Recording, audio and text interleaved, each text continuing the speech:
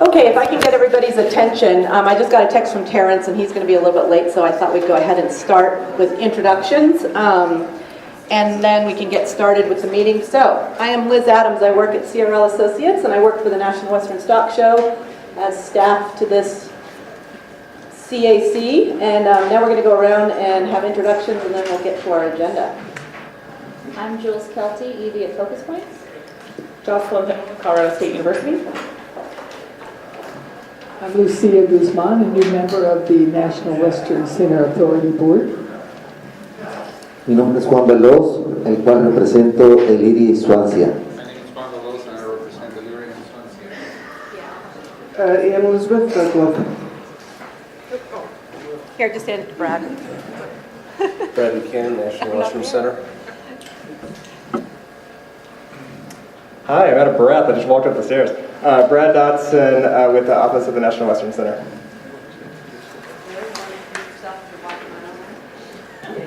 I'm Larry Burgess, President of the Business Association. Susan Aldretti, Councilwoman Ortega's office. I'm Lily Cam from Swansea, and I came to the stockyards and started working about 1944. Tim Strong with History Colorado, I'm Deputy State Historic Preservation Officer.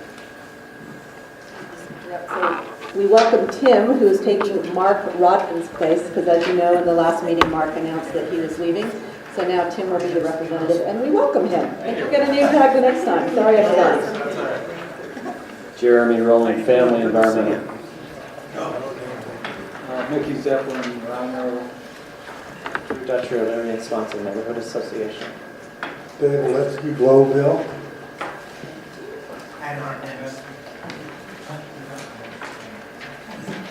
Grace Kinda, Uncharted.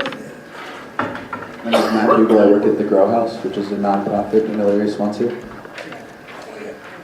Chris Costello, Representative Architects. Barb Frommel, Newco. Fred Michelson, Trail Creek Consultants. Matt Berry, National Western Center Authority. Slavic Apartment Focus Points. Kelsey Tobias, Populous. I'm David Allison from the Denver Museum of Nature and Science. John Capelli, Capelli Consulting. Annalise Pippin, National Western Stock Show. Just a quick note about Annalise. Annalise works For and with Paul. and she organizes this space Every month for us. And this is the first time she's come to a CAC meeting, so we welcome Annalise. So she can see up with the color. Hi, my name is Brenda, and I'm from the city and county of Denver with Denver 311. And Nick Scheidegger, also with Denver 311. I'm TJ from Horizon Middle School. Summer Westbrooks with Saunders Construction. Jalen DeRusso from Fountain Creek Middle School. Let's see, who just came in? Ann Hayes with Westfield Company. And is that it? Eric Oh. In the shadows. Eric Anderson, Design Manager for NUCO. Here we go. And the illustrious leader, Mr. Terrence Carroll. I wouldn't say illustrious. Terrence Carroll, co-facilitator of this and a member of the National Western Board. Excellent. Okay, I'm going to take one thing and then I'll turn it over to you. So Jenna Espinoza from the NUCO office called because she wanted to make sure that you guys are aware of how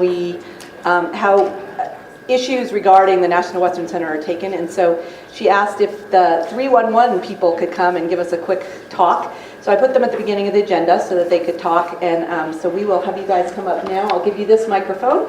And if you go up to the podium, that would be great. Welcome. Okay, now you're in charge. I hate microphones. Well, we gotta use it for our So my name is Nick Scheidegger. I'm one of the operation managers for Denver 311. Before I get started in my presentation, I'm going to spend probably about 10 minutes, if that, just go through a brief overview of what 311 is. I always like to ask who knows what 311 is or has used it before. Raise your hand. Okay, I have a few hands not up, so I'm going to go through and tell a little bit of history about 311 and what we do. 311 is the non-emergency city service number for the city and county of Denver. And I understand that there's this huge project going on this side of town, very close to probably where I'm standing. That's a pretty cool thing. I just saw the video of the flyover, and my gosh, are you not excited about this project? It looks incredible. So we're excited, and we want to partner with you because along with large and huge construction projects come probably some complaints and some grumbles and things like that. And we wanted to stop by and make sure that you guys were aware how we're going to report those. Maybe some of the issues that we'll talk about. And then moving forward, if there's any issues that aren't getting resolved, I am your guy. I will take care of escalating issues that are going on that the city is responsible for, and we'll also give you direction if it's outside of the city or anybody else that we need to get in touch with. We'll let you know who that might be. So, really quick to break it down, I like to make sure that everybody understands the difference between 311 and 911 right off the bat. So, burning building, 911. Burning question, 311. Make a confession, 911. Council in session, 311. Armed stick-up, 911. Trash pickup, 311. So just a kind of a fun way to explain the difference between the fact that we would love to be able to handle your emergencies. You still have to call that 911 number. That is something you're going to always have to do. What if you called 311 and you were having a medical emergency? What would we do? We'll get you over to 911. So don't worry about it. If it's something that we don't deal with, we'll make sure you get on to where you need to go. 311 was launched on July 7th of 2006. It was brought on by our governor, then mayor, John Hickenlooper, as a way for us to be able to take care of city issues and one phone number to call. So everybody was doing really good with the 911 number. We decided that we were going to do the 311. And you guys caught on and you actually use us. We take over, well, probably just around 500,000 contacts per year. Calls, emails, and I don't know if you've heard about this PocketGov application. It's pocketgov.com. Another way that you can get in touch with us, you can ask questions, you can report issues, all through this application online that you just download to your phone. We are open 7 days a week, and we've left a brochure at the table here. Everybody has a brochure with our hours and ways of contacting us. For those in the back, we've left some additional brochures and some swag. 311 swag on the table in the back. So please help yourself to those. But we're open 7 days a week, from 7 a.m. to 8 p.m. Monday through Friday, and from 8 to 5 on the weekends. So what does that mean? It means that when you've got an issue going on in the evening or on the weekends and the city is closed, guess what? We're not. We're still taking those phone calls. We want to take care of you and get you your answers and get your issues addressed as soon as possible. Time to turn the page.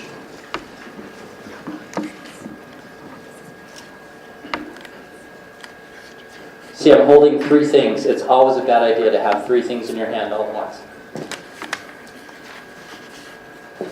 Okay. The auditor did an audit of 311 years ago, and the information that was retained from the audit said that people that are calling 311 are 88 to 92% happy or very happy with the service they provide. Why do I bring that up? Is because there might be a time that you call us and we can't answer your question, or we can't resolve your issue on the spot, and that's okay.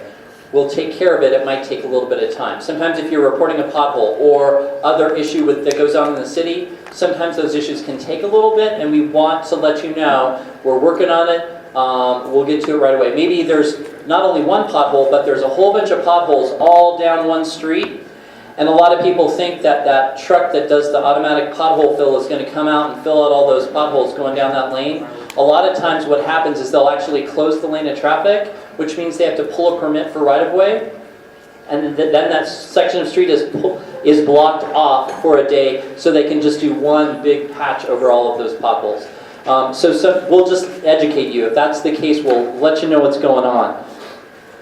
Some of the issues, though, that we do know that will happen with this project are complaints about construction noise, maybe air quality issues or too much smoke or maybe construction traffic in neighborhoods. We want to be able to address those issues. So if you're experiencing those issues, please give us a call at 311.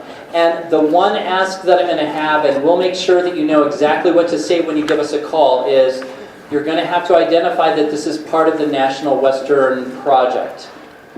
What those keywords are going to be, I don't know. But always use the word National Western when you're calling 311. That way we can flag the issue and we can make sure that we're reporting out to city folks and the important people from Denver that want to know what's going on with this project and can stay on top of everything. There's a lot of eyes and ears from the city on the project, and I just want to make sure that we're collecting that information. Will you please at least do that for us? In addition to those complaints that may center around the construction project, there's a lot of other issues that we can help with. Just general neighborhood issues. Your neighbor has a barking dog, or the weeds are too high in the neighbor's yard, or you do want to report that pothole, or you have questions about your notice of valuation, which should be coming in the mail to you any day now. Those are all reasons to call 311. I'm going to hand the mic over to Brenda, and she's just going to talk about what happens when you actually call 311. Hi there. Thank you again for having us. My name is Brenda, and I am actually a customer service agent here with 311, so I would be one of our lovely agents you would speak to, and it would be a pleasure to speak to you guys at any time. What you guys will get when you guys give us a call, first of all, our name, because we definitely want to be able to be personable with you. We want you to know that we are here for you. We will ask for basic information, name, contact number, even a preferred email. And this is just to kind of follow up with any case questions you may have, or if there's a time frame that may take a little longer with a specific case, you can always follow up and give us a call back. We will never spam you, so don't be worried about that at all. And then, of course, we always do ask at the end of the phone call about a one-question survey we have now on your satisfaction with 311 as well. So very basic. We will always give you expected times, whether it's for trash collection, whether it's for potholes, like he said, and any questions, city questions you guys may have, we are always going to be available for you. So thank you again. All right, and then one last thing I want to bring up, and that is that we do have translators at 311. So if you're calling and need assistance, maybe English is not your native tongue, and you need help with Spanish or Russian or whatever the language may be, we have a language translation service that will help with, assist us with that call. I think that's pretty much our presentation to you. I can probably answer a few quick questions if anybody has a question.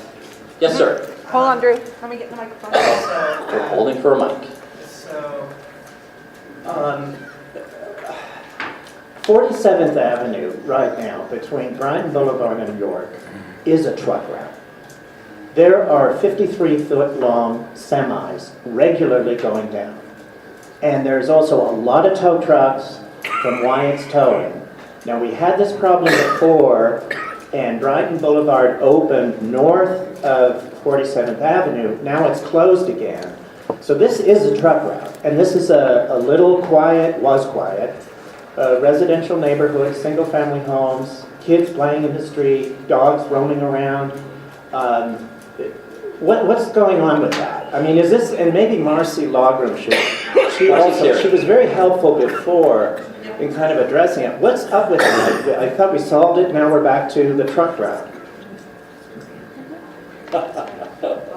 So actually, Drew, I was out there for about 4 hours today observing a lot of the same stuff. If you saw the detour map that we had earlier on the new work that needs to be done between that 47th and Race Court, they have to put that storm sewer pipe down the middle of Brighton, and we're keeping one lane open going north. And then there was a detour up at Race Court that takes folks around a National Western Drive. What we're noticing are people are not using the detour signs. They're not going around up to Race Court. And then one of the things that I just observed at that 47th and Baldwin intersection today is people are actually not using that and going north. And so I was actually just meeting with Public Works this afternoon, looking at how we can kind of readjust that.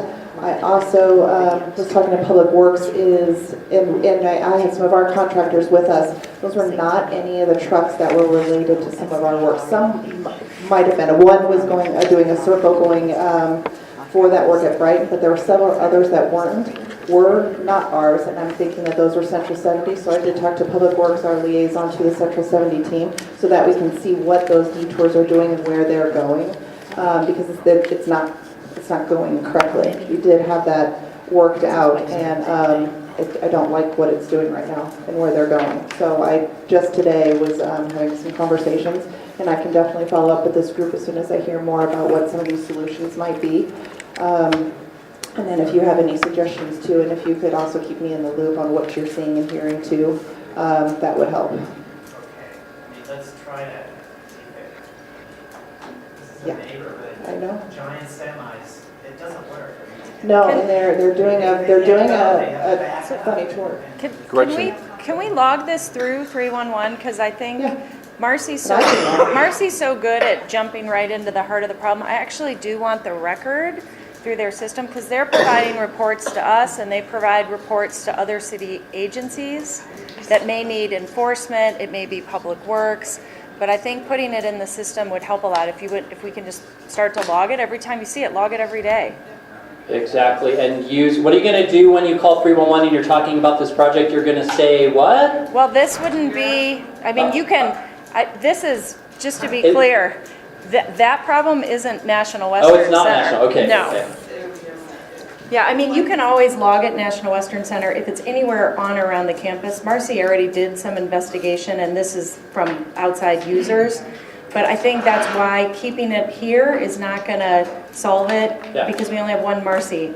And if you bring it to 311, they have access. They are going to give us reports about our issues, and they're also going to give other city departments and other enforcement departments like traffic control and DPD to get them out there. If people are breaking the law and not following the detours, the more calls that come in around it, the more cadence there is for police to get out there and start ticketing violations. So I do want to try to use the system. Dave Valetsky. Okay, Dave. I just want to move on to more generic 311 questions instead of trying to solve. I understand. I'm just trying to make sure we get to generic questions and not try to solve every neighborhood issue at this very moment. That would be really good.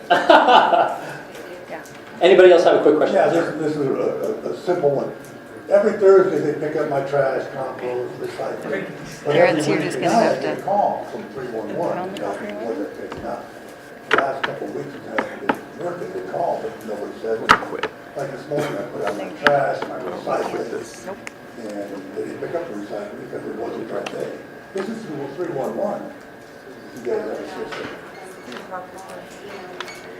Yeah, is it a call or is it an email reminder? Okay, not aware of that. I mean, that's... Huh. Interesting. You've stumped me. Because I'm not aware of a system that is used to call out. Now, it might be a solid waste management system. They have it in their system and they've set it up if they've got your phone number. We'll definitely check on that. It's a great thing, and if it's broken, we can just get that reported. So definitely, thank you for letting us know. Any other generic 311 questions? Okay, we'll move on. Thank you very much. Thank you guys so much. All right, next question. You made 311 exciting. Thank you, guys. I'm just going to call every day now. So we're going to move to what? We're going to go to our partner updates. Paul's kind of eating, so are you ready, Paul? We'll do. Okay, we're obviously working on our legacy building. We're working on fundraising. We're at $54 million as of today. We are also working on the Denver County Fair significantly right now, as well as National Western Stock Show. We just came off Rodeo All-Star Weekend, where we had the highest attendance in the history of Rodeo All-Star Weekend, so that was very good. And still got some work to do there, though. Until we sell out every rodeo, we're not happy. Let's see, what else are we working on? That's the majority of what we're working on. The rest of it's all staff related. You know, it's annual review time for our staff, so everybody's excited about that. And I'm happy to answer any questions any of you might have. Any questions for Paul? Okay, isn't it your wife's birthday? It is. Yeah, we have to let him get out of here to go to his wife's 6:30. birthday. I told her I'd Okay. be leaving at 6:30, so. If the CAC is about anything, it's about stable and happy homes. We're going to go to the Museum of Nature and Science.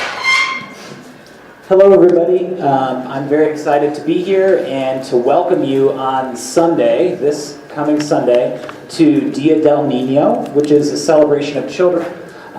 This is the 6th year that the museum has offered this program for our audience. It's an SCFD free day, and we partner with the Mexican Cultural Center to offer it.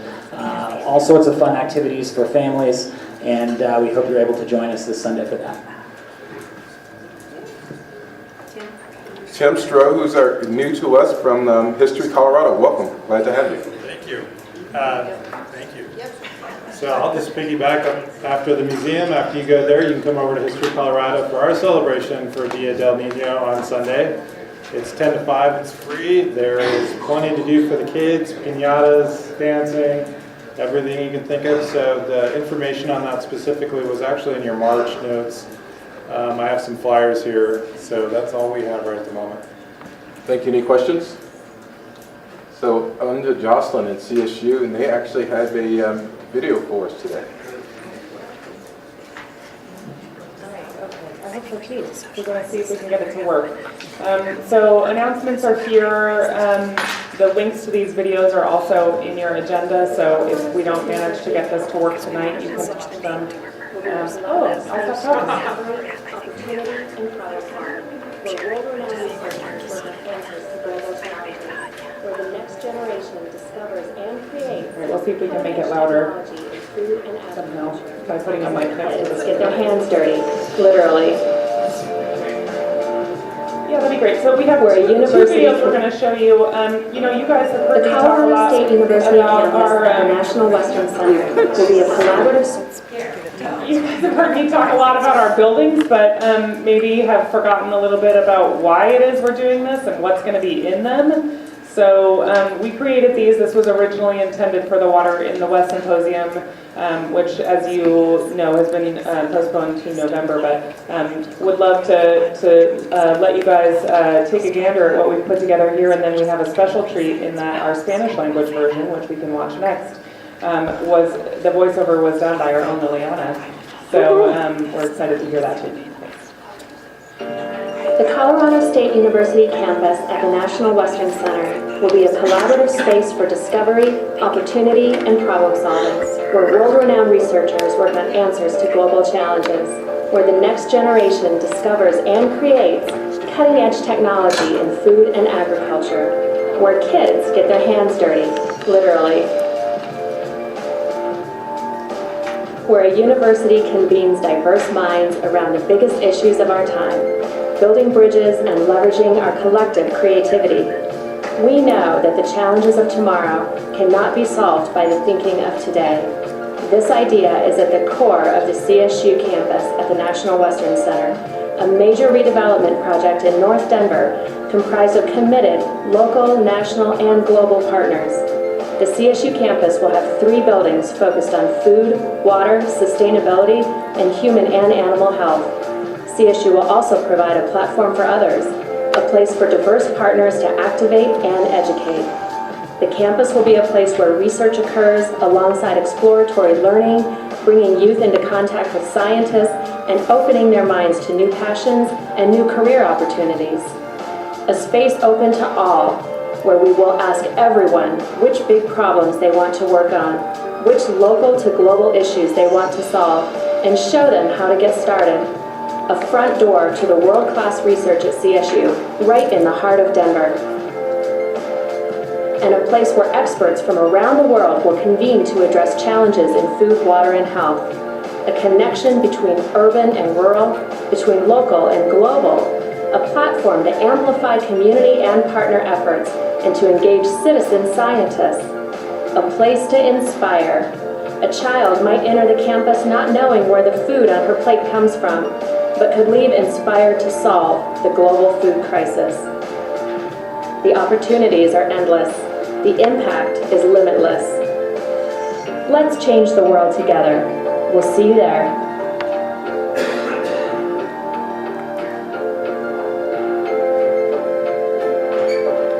Was that voiceover Amy Parsons? That was our own Amy Parsons. So big thanks to the Grow House for letting us come and film there as well, and to everyone who helped make that video a possibility. So if we can, hit it. El campus de Colorado State University en el National Western Center será un espacio de colaboración para el descubrimiento, la oportunidad y la resolución de problemas, donde investigadores de renombre mundial trabajan en respuestas a desafíos globales, donde la próxima generación descubre y crea la última tecnología en alimentación y agricultura, donde los niños se ensucian las manos, literalmente, donde una universidad reúne diversas mentes en torno a los problemas más importantes de nuestro tiempo, construyendo puentes e impulsando nuestra creatividad colectiva. Sabemos que los desafíos de mañana no se pueden resolver con el pensamiento de hoy. Esta idea se encuentra en el núcleo de National Western Center, un proyecto importante de reorganización en el norte de Denver, compuesto por socios locales, nacionales y mundiales.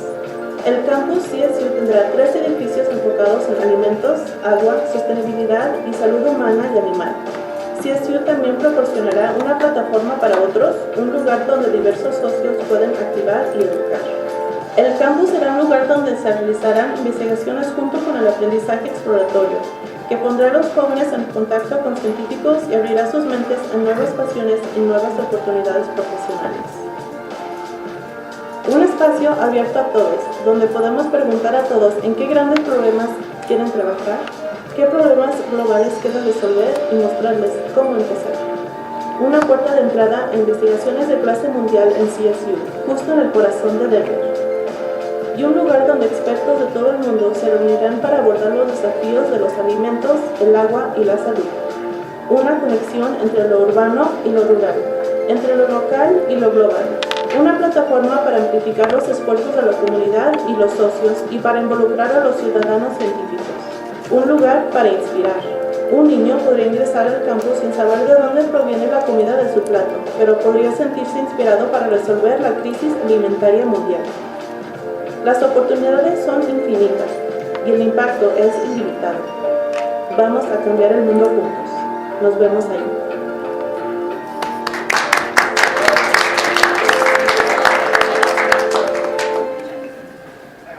Thanks again to Liliana for providing that generous service for us. I know that it was, I hope it was a fun experience. It was fun. Nerve-wracking. Okay. All right. Well, thank you. And thanks for your patience and interest. AE has a question. So I have a branding question, and this is kind of a branding, this is kind of an ongoing discussion that there's echoes of it throughout the various years. I'm kind of partial myself to the National Western Center campus. And we have the CSU campus at the National Western Center. It may be a larger discussion than tonight, but I just, first of all, the video was great, and one of the CSU, I heard some CSU alumni talking. I don't know if you guys showed that or something else at some special alumni event at the stock show, or if more recently they were just like even more so proud to be from CSU. I guess you should, be happy to hear that. But anyway, I just want to put that on the table, because if I think of the National Western Center project at its most dynamic, the entire footprint is a learning, and all of the things that are going to be coming in, that are going to be, some innovations are going to be originating in connection with CSU, some from who knows where. And so just in terms of institutional relationships and the sense of the collective dynamic and the sums being greater than the part and all that chemistry, I just would invite a conversation for the equilibrium of the institutional partners, for what it's worth.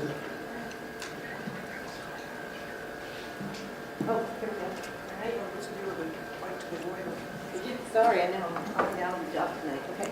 Is there someone answering that, or is it just a comment? I think it's just Oh, Mickey has his hands up. Mickey.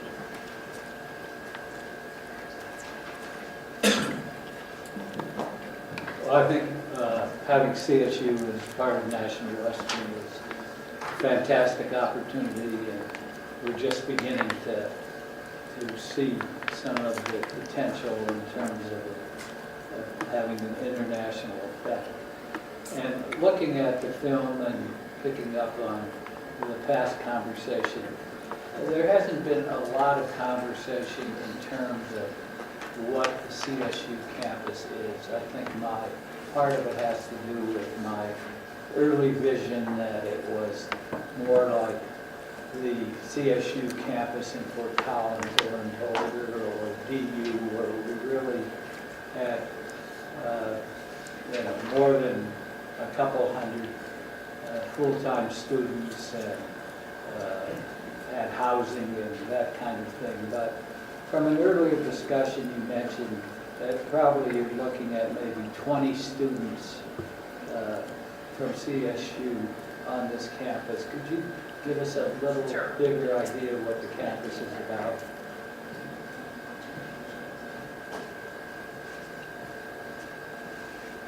Sure, and I'm happy. I know it's not on our agenda to do a big deep dive tonight. So, but we can put that on. Another agenda is to go through all of our facilities in more detail and to talk through each of these programs with you all in a bit more detail. We have a number of programs that have probably 25 to 35 students in the master's programs that are planned for this site. So, and we have veterinary students who come through 2 a week for the whole year. So if you do I'm not going to be able to do this math exactly right, but probably about 100 students a year will come through this site in some form or fashion, just CSU students, or folks who are engaged in non-traditional degree programs. Our real hope is that we see lots and lots more in the form of K-12 students, families, visitors who are coming through the site, and that we can capture those folks, have them come through our doors and have educational experiences that start to get those younger kids excited about careers in STEM, in food, in ag and health that they might not have thought about. And that sort of puts them on a pathway to some of the programs that might happen. Frankly, at our campuses, that would be great. Elsewhere is, we just want them to be thinking about these career paths. We don't care if they come to CSU or go somewhere else. So it's non-traditional. We're not talking about building a mini CSU Fort Collins or a mini CSU Pueblo. It's really geared toward taking advantage of what's unique about the National Western site, which is much more sort of youth and public facing than traditional degree programs. So do you have any students living on campus? We will have students living on campus on a short-term basis. So our veterinary students will be living there as they do their rotations, either with the small animal clinic or the equine clinics.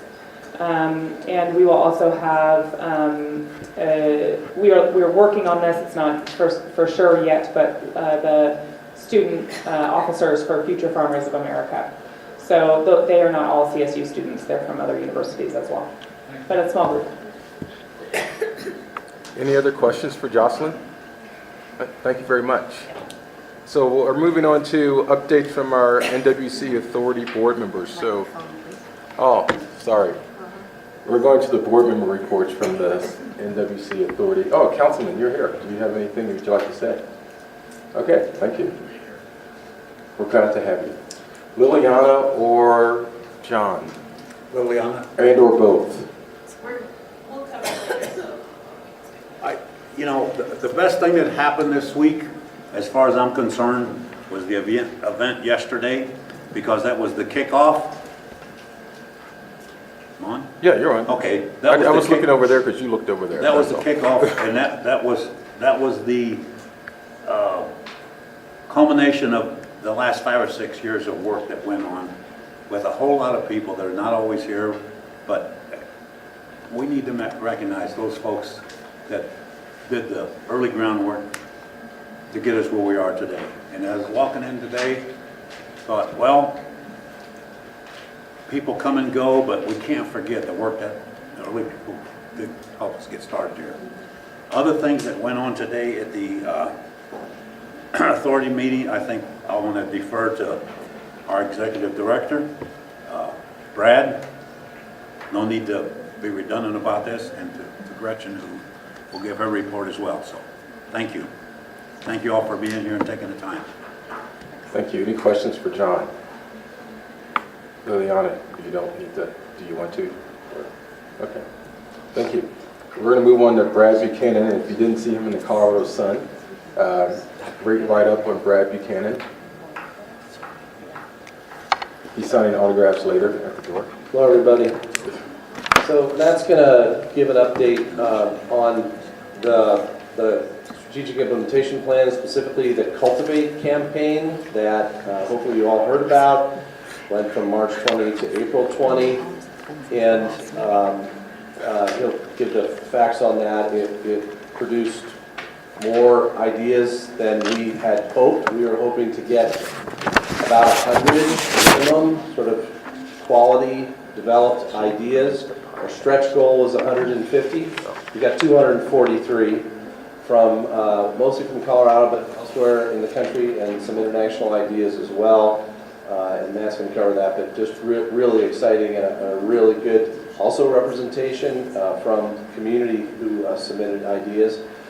But just a quick, just one factoid in that is that the authority has not signed, but have been given the approval from both the city attorneys and our attorneys that we can sign our lease document to move into the Livestock Exchange building. So we're going to be on campus in the Livestock Exchange building sometime between May 15th and June 1st, which is about the time that we'll be co-locating with NUCO on the campus as well. We actually can talk about that. But so we'll be on campus. We're very, very excited about that. I'll let Matt talk about the Cultivate campaign.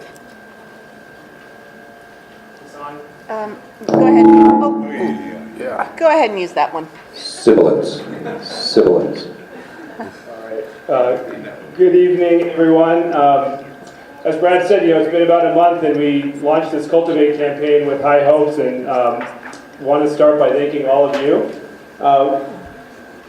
We spent a lot of time trying to build networks and lists and email lists, but to get the word out in the surrounding communities surrounding the National Western Center, it really took everyone in this room and a lot of lift to get the word out to folks who may have otherwise not heard it. So thanks everyone. Excited to share some preliminary results, and Brad at the end of this will close on our upcoming summit, which you're all invited to, where we'll get much deeper into the details of the ideas that came through the Cultivate campaign.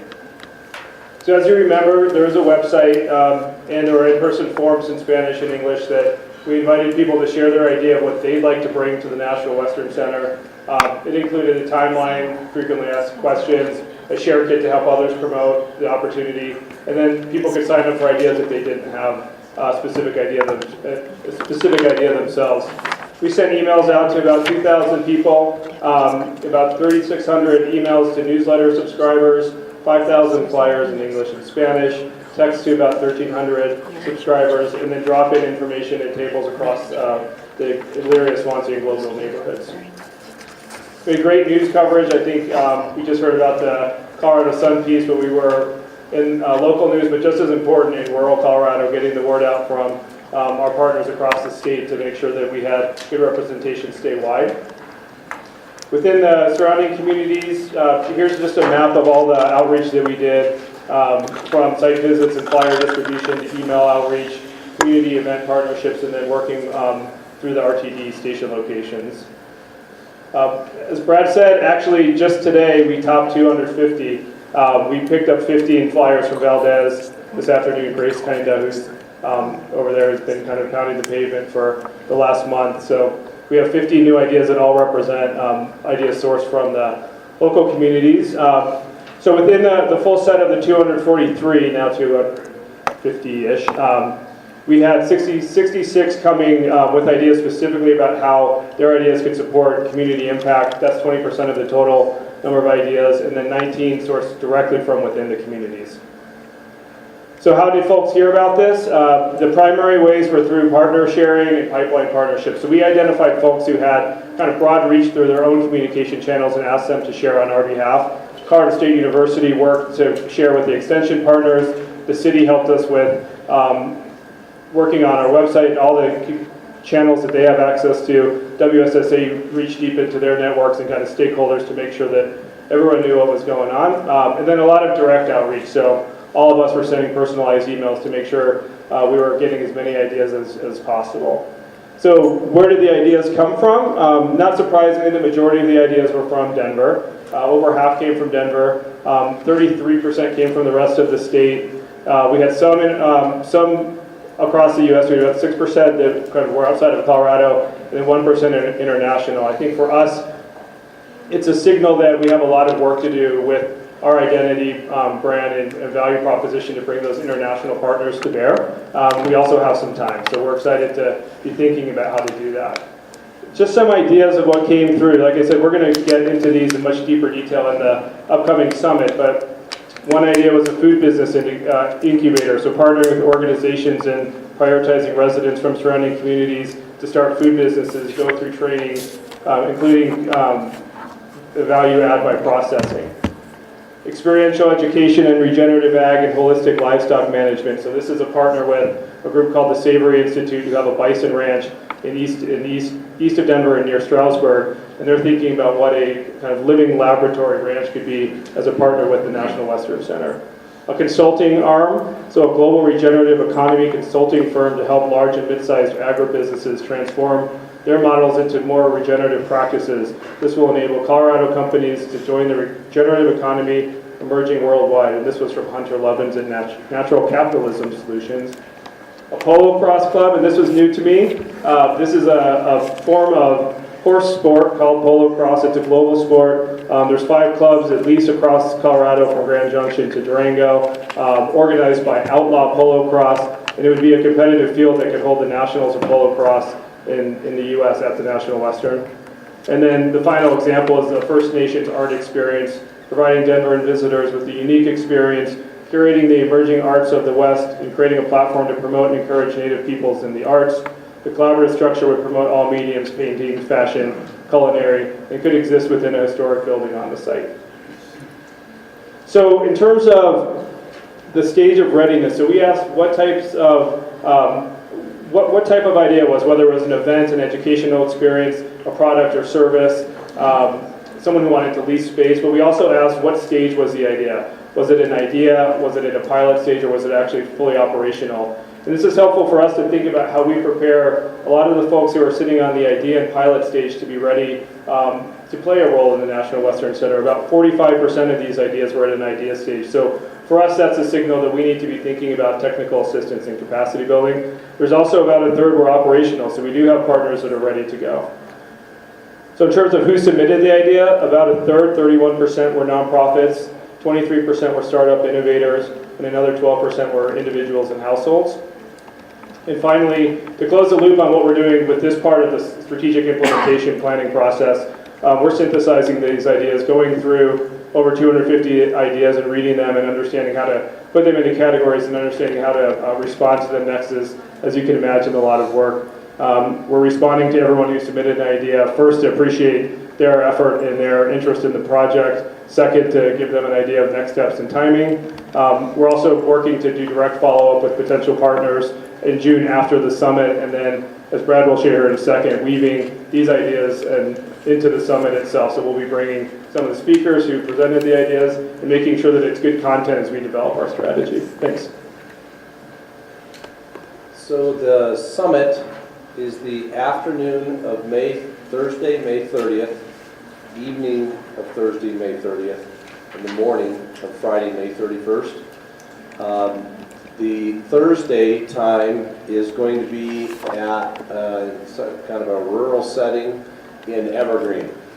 And so what we are going to do, and I think we haven't, don't quote me on this, but right now the agenda shows us leaving from the National Western at 11:30 on that Thursday. We will have a bus, so everybody can ride the bus. You're welcome to drive too, but we're going to have a bus to take folks up there and bring folks back. Thursday afternoon, I would describe as experiential and as getting a common sense of the potential of the activation and full experience of the National Western Center into the future. Thursday night will be a farm-to-table dinner. There'll be some entertainment, which I can tell you do not want to miss. And then we'll come back down the hill. Friday morning, location in North Denver. We've got two that are on hold right now. We're just figuring out the last details, but it'll be somewhere, I think in Rhino, likely. And on Friday from 9 to 1. And Friday will be about taking those ideas that you've been exposed to and experience you've been exposed to on Thursday and putting them into some themes, some thematic groups, because those are going to lead from the summit to sort of working groups through the summer and into early fall. And we'll be at the summit identifying what are the ideas that are there, what are the ideas that are missing, are there areas that we're missing? We've talked about the international piece, obviously something we're going to be focusing a lot on as well. But really think this would be worth your while, and I will tell you, we can't do it without you. We hope that you'll be able to join us as many as possible. It is also open to the public, and so you can let us know if you want to come. We do need to get RSVPs for food and transportation. So there is a save the date thing here. You'll all be getting an invite in a few days that we'd ask you to respond to if you're able to join us for some or hopefully all of that experience. So I'm happy to answer any questions about that if that is helpful. Nikki? Sorry, hold on. Thanks, Brad. Brad, we were privileged to get a rather extensive drawings of the proposed campus, of where the buildings are, what they are. At the early meeting we had, talked about putting together more of a programmatic scheme in terms of what happens in the building, what the choreography is in terms of going through that campus, and so it's not just buildings, but people around. Is this preliminary to that? This is that process, yes. Any other questions for Brad? This is about the activation and choreography of the experience of the place that is the National Western Center. That is that. And we know a lot of things that are going to happen there. Obviously, WSSA is going to be, that there's Western heritage, there's livestock, there's equestrian, all that's going to happen and more.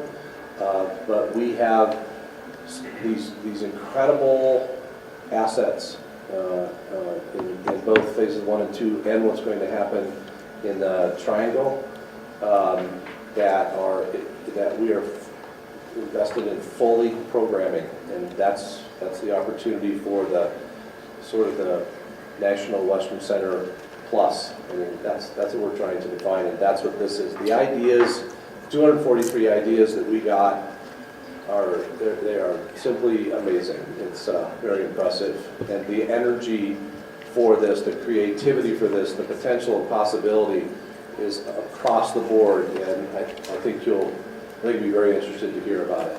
We'll be also at the summit sharing each and every idea with all of you, so you'll be able to get to see that as well. Part of the function of this is matchmaking and teaming. Some of the the institutions that can bring expertise to partner with residents, to partner with some of these nonprofits. It's about matchmaking and making connections. Funders, we have funders that are there and participating as well.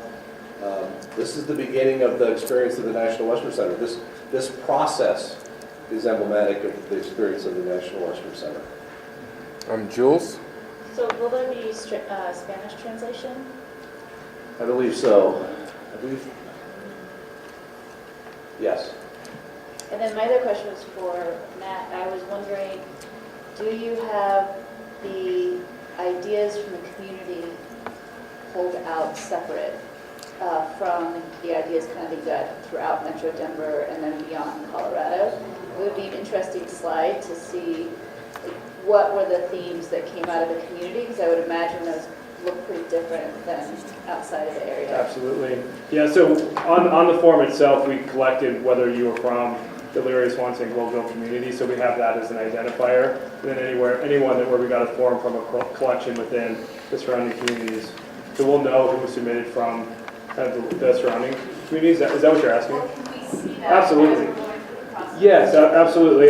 And I probably should have said it earlier, like, this is kind of the very light reveal because we're excited for the summit to be part of the opportunity to see all the ideas. So after the summit, all the ideas will be available for anyone who wants to go through them. So this is not like the RFP level where we have ideas at a depth of level where people don't want to share them. These are kind of at the idea level to help understand what we're going to do. So they're happy to figure out how to parse it in a way that's most useful for us and kind of collective us. At the summit, if you guys Yeah. survey that for us, Yep. say these are the kinds of ideas that you community should Yes. pull that out separately. Yeah, there'll be a report, and within that, there'll be a community section. Sorry. Yep. Any other questions? Okay, thanks. We'll go on to part 2. Oh, John. Sorry, Just John. one more thing. I don't have a question specifically, I just want to ask, at our meeting this morning, we talked about a lot of different things. History of Colorado's here now, and as he's going through the different responses, I asked about the possibility of an archaeological dig when the work gets started, since we started yesterday. The term was hot spots of interest. Would you be interested, or would the history? I can ask. Yes, please, because I think that might reveal a whole lot of different things. And I think it would be unique to involve some of the local school children in that effort, if it's safe and if it be possible. I think that's the main thing. So if you would, please, I think that'd be a good thing to do.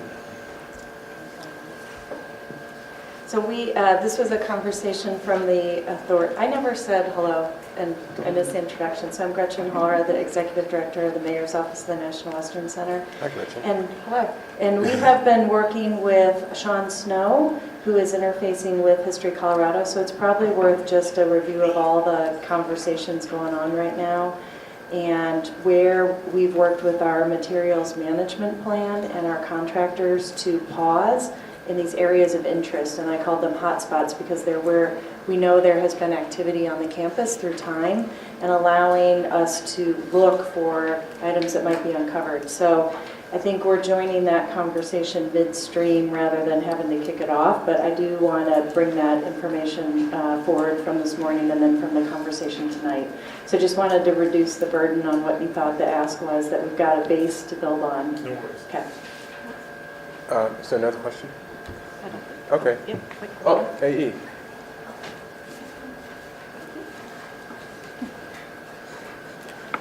So I know built into this is from the initial presentation of where this would lead is also scoping what the gaps will be. So I just wanted to find out how you're going to approach that. I realize, like as you say with the international, there's a lot of work to be done to draw, but I'm also interested, I'm one of the folks who's looking at what comes across the threshold in addition to what's coming at the summit. And part of what I'm interested in, just giving you a couple pieces here, is the functionality of the CSU buildings as a potential facilitator of activation of a lot of things in the context of what they're doing. So, and I don't know, if maybe I'm asking you a question that Jocelyn can answer, because I would request that the facilities of CSU, the water building and the other campus buildings, if it's appropriate, and I may not fully understand this process, I admit it, could be part of the functional orientation to the potential of the whole gestalt of what's going on, and sort of an orienteering thing.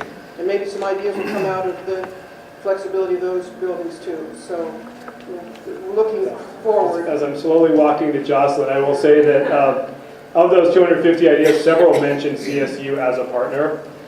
So I think there's a lot of folks who are thinking about it, and I'll let Jocelyn share on that. Yeah, I mean, I think you're spot on in that we want to think about the collective response to these ideas and how we are efficient in figuring out who does which pieces, or how we kind of, I think we've always thought of this as the whole being greater than the sum of its parts, right? So, which I had to think about at this time of day to get that phrase right, and I got it wrong.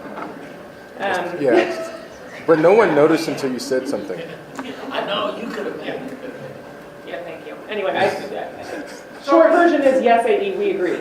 And is there an engagement? I almost wish that your architects could be there or something. Is there is there a possibility of sparking the utilitarian,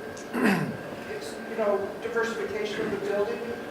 Potentially. I mean, some of them are a little further along than others and have a bit more flexibility. But I also think we're trying to think about how we build flexibility into the physical structures of the building, regardless of where we are in the process, right? Because we don't know what 5 or 10 years down the road is going to look like in a lot of these fields, right? Exactly what kind of research needs will have that kind of thing. Yeah, there it is. Yeah, thank you.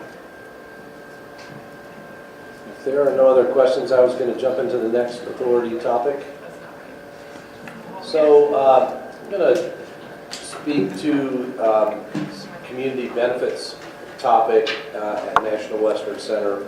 One of the things that is talked about in the framework agreement is the creation of a community investment fund derived from campus-generated revenues. And I think there's been a lot of conversation about it. And for the last number of months, the Community Benefits Committee, Liliana, John, Monique, Pat Grant, and Lucia, sit on that committee. And I am ex officio along with the chair of the board, John Eichert. And so there's a lot of conversation about what's next. How do we start to forward this conversation? What's the structure of this that needs to be in place? And one of the questions the authority was asking was, okay, so these funds start to get created some number of years down the road when we're up and running and there are funds being generated, and we're putting it into the Community Investment Fund for the National Western Center. Where do the funds go to then? Where do they go to? How do they go to the community? And sort of went back and talked with the sort of original authors of the framework agreement, and they had talked about that there would be some sort of separate entity, something that those funds would go to, where they would then go to to community projects, community priorities, whatever it is.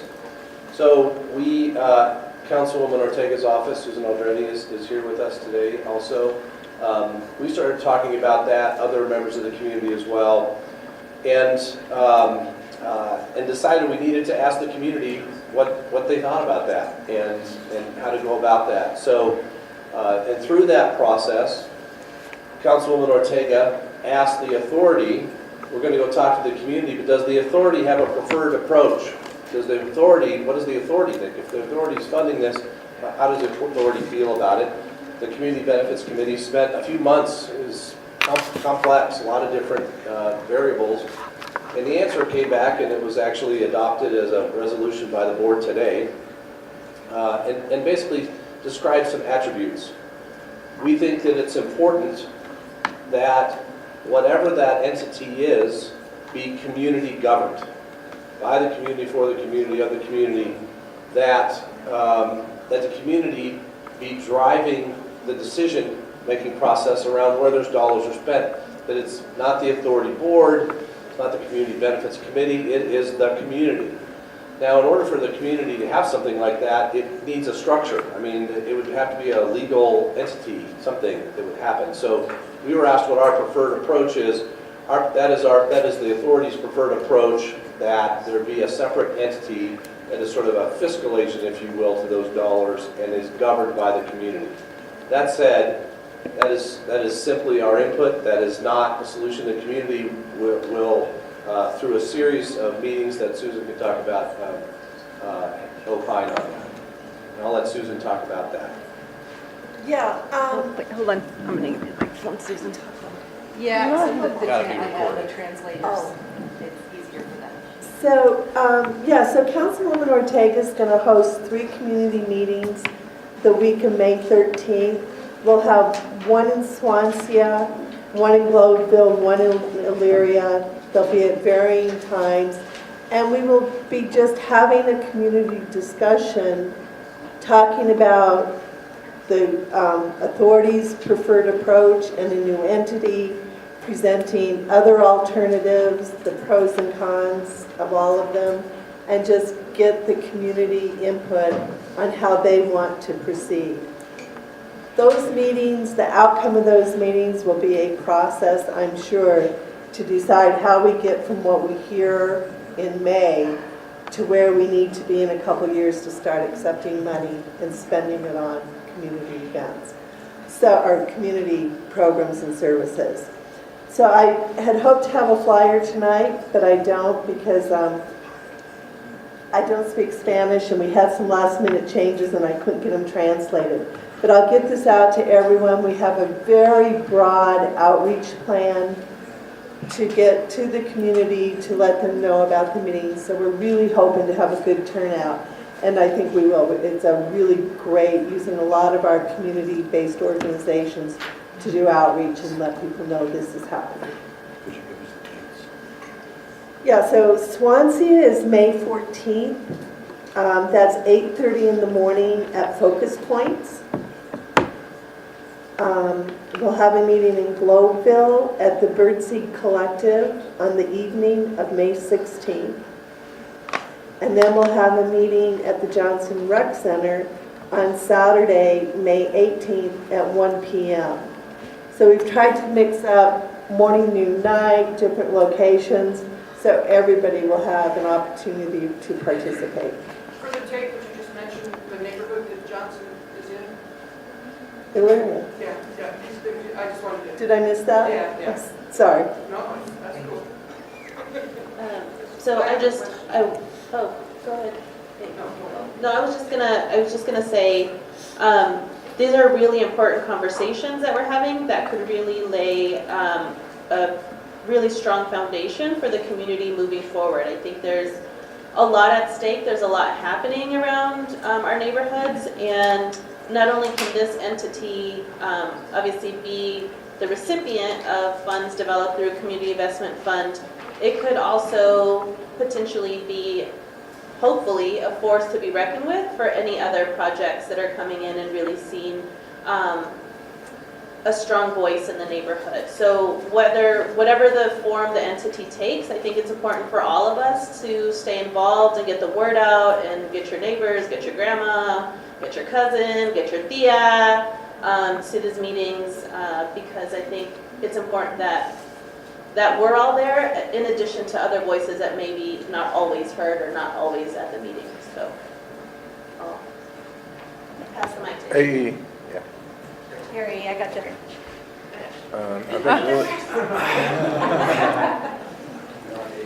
So, wow, that was great. I feel like I'm in elementary school playing, some game. I would like to kind of get a fix on how the meeting products are going to be fed to the center, to the, like the holistic report that goes into the thing that takes flight.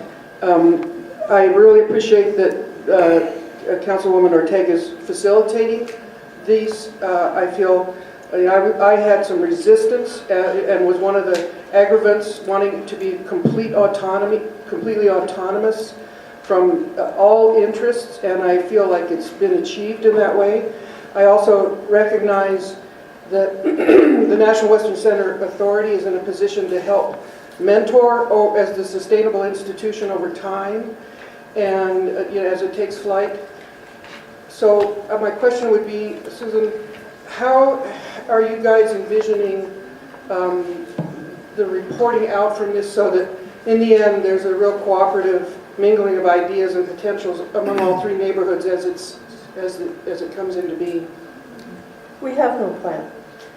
So it's something that can be discussed there. So what we'll be doing is, once we get all the input and hear from the community in May, then we'll, I mean, if there's like total agreement, which I don't expect, but in our dreams, that there's one way to go, and then that's a different process than if there's a myriad of recommendations and stuff. If there's a myriad of recommendations, I assume we will be forming in any situation, there'll be an ongoing group representative of all the communities to kind of hammer out details and keep taking them back to the individual communities as we build consensus. I appreciate that. What I'm asking about also is the preservation of the creative. There may be all kinds of ideas that come in that have different timelines that may be uses of the money, or the structure of the entity is a discussion. But I just want to figure out what the reporting out is to preserve those sorts of things. And then I would ask that they be preserved somehow as a, I think it's going to be a rich conversation, that's all. I think this is probably the threshold of our potential success. And I'm speaking with two hats. One as a member of the authority, and a stronger hat as a member of the community. It's no secret we need community advocacy, and I visualize this being a stepping stone and not just creating benefits and financial issues. I think this will be a building block for the communities, and 2 or 3 years down the line, I could possibly see some sitting in this setting. I feel that there's room for growth by this body, as well as potentially a lot of growth in the neighborhood. This is crucial, it's important, and it's a promise that we made in 2C and must be kept. That's how important I think it is. Thank you.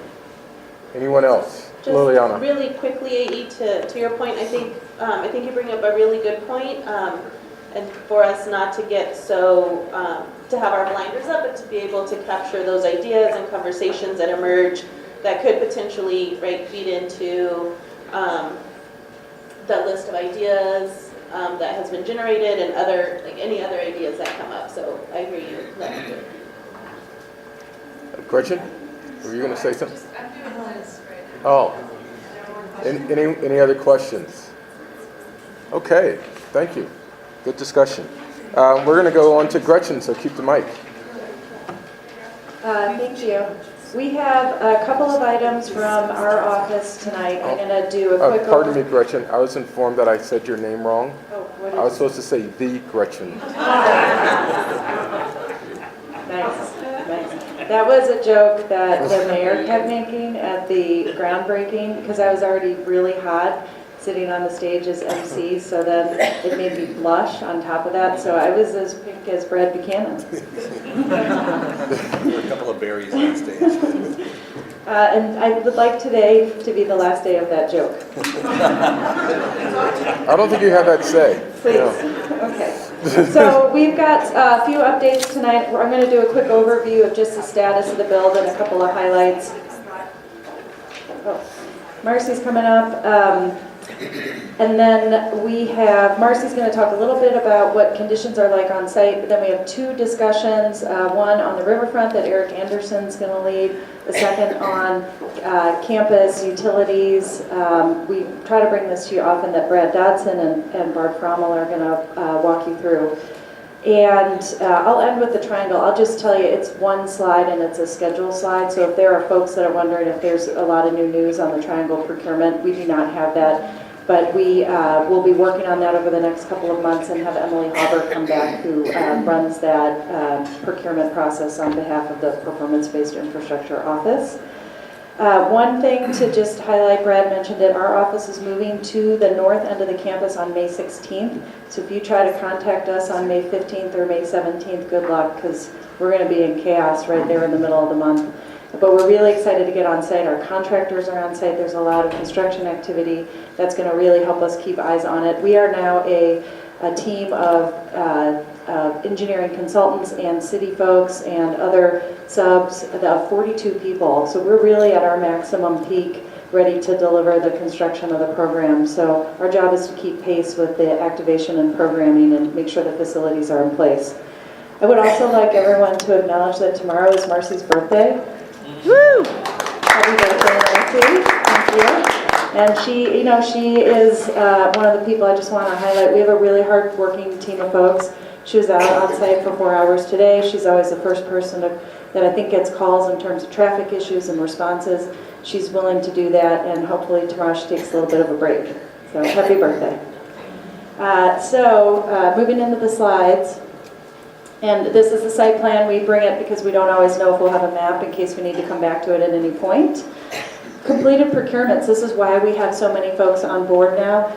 We are really out the door with most of the contracts that we need to, but for the construction of the Equestrian Center and the Livestock Center, so our last two big buildings, we are still in a pre-development phase with Campus Energy, but I think we should come back. I think we'll be able to come back, Brad, next month with a more complete update on that. On the next slide, you can see that we have an active procurement for CMGC construction for the Equestrian Center and that 1,000-space parking garage. And then in 2019, we'll be out the door with design and construction procurement on the Livestock Center, and that's phases 1 and 2 for what our office is going to let. That's the $765 million project over the 7 years. So we're ready to start building. On the next slide, this is one of the pieces we've built into that construction contracting. We have a number of workforce pilots. We've talked about this before, but I wanted to summarize them, and we did, of course, use a wagon wheel to do that. It is about connection with individual job seekers, is what you see as that first bullet, both in communities that may want this additional employment or have a need for it, and with industry, so that the broadest group of firms, small minority women-owned businesses, businesses that are used to coming in a sub role, having access to a prime role. We've unbundled a lot of our horizontal construction work into different types of work orders to get some participation on that. So in the 6 different initiatives we have, we've got a business navigator on board, Suzanne Urkel. She can help you get to where you need to be. It's really confusing for folks we found. They don't know if they want to work on construction, or should they be talking to us at the city or CSU or the stock show on their legacy building. Is there something else in North Denver that they want to talk about? Would someone like to come in with a small business and talk to Brad Buchanan and the authority about food sales?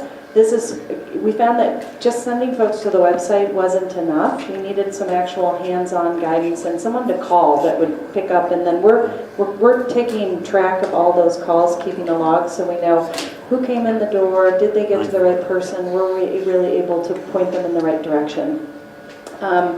Another thing to highlight is the Work Now program. So that also is the core partners, and they have brought together 20 to 30 service providers that help job seekers, and we are a Work Now partner, so we've made a financial contribution to have their services available to the folks coming to our job sites, including navigation, help with training, help with bus fare, help with boots, things that people might need to get and stay in a construction job and get their next job. We've also asked for an on-site navigator to be at the campus for a minimum number of hours and site visits that will be bilingual so that folks know those resources are available. This was actually an idea that came from Councilman Lopez, who said that he himself used to break all of the safety rules and walk onto the 6th Avenue Freeway project and just talk to people and be accessible and help them figure out what questions they had and how to answer those. So that's one of the services we've asked to pilot with Work Now, in addition to some really specific trainings that support our vertical facilities around electrical and HVAC installation, things that we know will go in our building. And then on our horizontal and vertical pilots, in addition to outreach for zip codes, we've identified areas of the city by zip code that might need these jobs. We're also working with a broader group of populations for veterans, individuals formerly associated with the criminal justice system. We are expanding that in our livestock and equestrian center buildings. Those procurements have outreach to folks that have received TANF, who have experienced homelessness, who have experienced foster care system or participated in that, who have been in a pre-apprenticeship program. We want to try to bring those folks in. And we have a requirement now, we have goals that we have a percentage, 15% of all the employees on those construction projects for livestock and equestrian be in a registered apprenticeship program, with a sub-goal that they come from these populations in area of the city, that 25% of them come from those populations in area of the city, and that they also are first-year apprentices, another 25%. So these are overlapping goals. I want to thank Councilman Brooks. He was really instrumental in that conversation, as was Councilwoman Ortega and Councilwoman Kniech. They helped us really even get in hands-on with the language on that. And so now we've been able to move that into our last 2 and most impactful buildings. Hey, Gretchen, can you just say 2 things on that? Wait. Thank you. So one, thank you guys for being so receptive of kind of these national best practices in workforce. But this doesn't work without the community. This doesn't work without all of us in the community beginning to refer folks that we know on the street corner in our neighborhoods to these opportunities. And so I think it's going to take a valiant effort to set up the system, but making sure we're sending folks to you. Mm-hmm. That's exactly right. So we've got multiple points of entry, especially with the core partners and Work Now, but all of our contractors are expected to accept all these inquiries and then refer people to Work Now if they do need any support. So, but people need to know the jobs are there. So we appreciate all that help.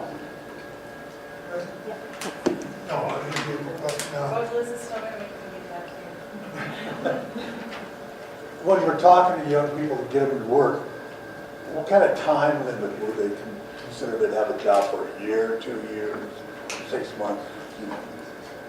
That's a good question, and it really depends on the type of trade that they're in and what type of training they need to get there. We are really focused not just on National Western Center for that reason, because someone may hear about a job on our program, go through the apprenticeship or trade program, and end up working on the convention center or on one of the bond projects. So the idea is just to bring folks in that want to do this work and get a whole nother generation of people that would be interested in this. And we're not really focused on the flagging jobs and some of the things that you can move into quickly. We're really focused on the electrical and the machinery and equipment operators that take a little bit more time. And Work Now supports all that training too. So we were really lucky that we found them. They came along at the right time. Yeah. I want everybody to know I'm not being a princess about not sitting in a chair. I have a sore leg, so I'm not meaning to be theatrical, running all over the place. This may seem like a joke, but it's not. That phrase you use, she can get you where you need to go. I wish Urkel would put that on her business card. I can't tell you how people, their eyes light up when they say they can help get you where you need to be is what she said. Because people, especially people that are in a chronic job search, deal with so much inertia and so much bland language that's not activist. And if you hand these cards to somebody and say, hey, they can get you where you need to go. That work now line, they respond. There's on the work now thing where you call and leave your name, they respond, and fast. And I think the system is working. But I would encourage you to use that, put it out front, because I think it translates well. I know it too. So anyway, just a little something to differentiate it between the exhausting process people are going through with the various other strategies. Thank you. I'll talk to Suzanne, and also our horizontal contractor, Jocelyn Robinson, is leading all that outreach too, so I'll talk to her about that. Drew. You gotta wait for the mic. Thanks, Gretchen. So you mentioned back in the procurements, you mentioned that 1,000-space parking garage. Where is that? Is that the one on Brighton Boulevard? No, okay. Yeah, our original master plan showed that on the former DPS bus barn site. It's one of the requirements for our Regional Tourism Act funding, that parking structure. We actually, in the new site plan that we had talked about with all of you, moved it into a single floor of parking underneath the equestrian center.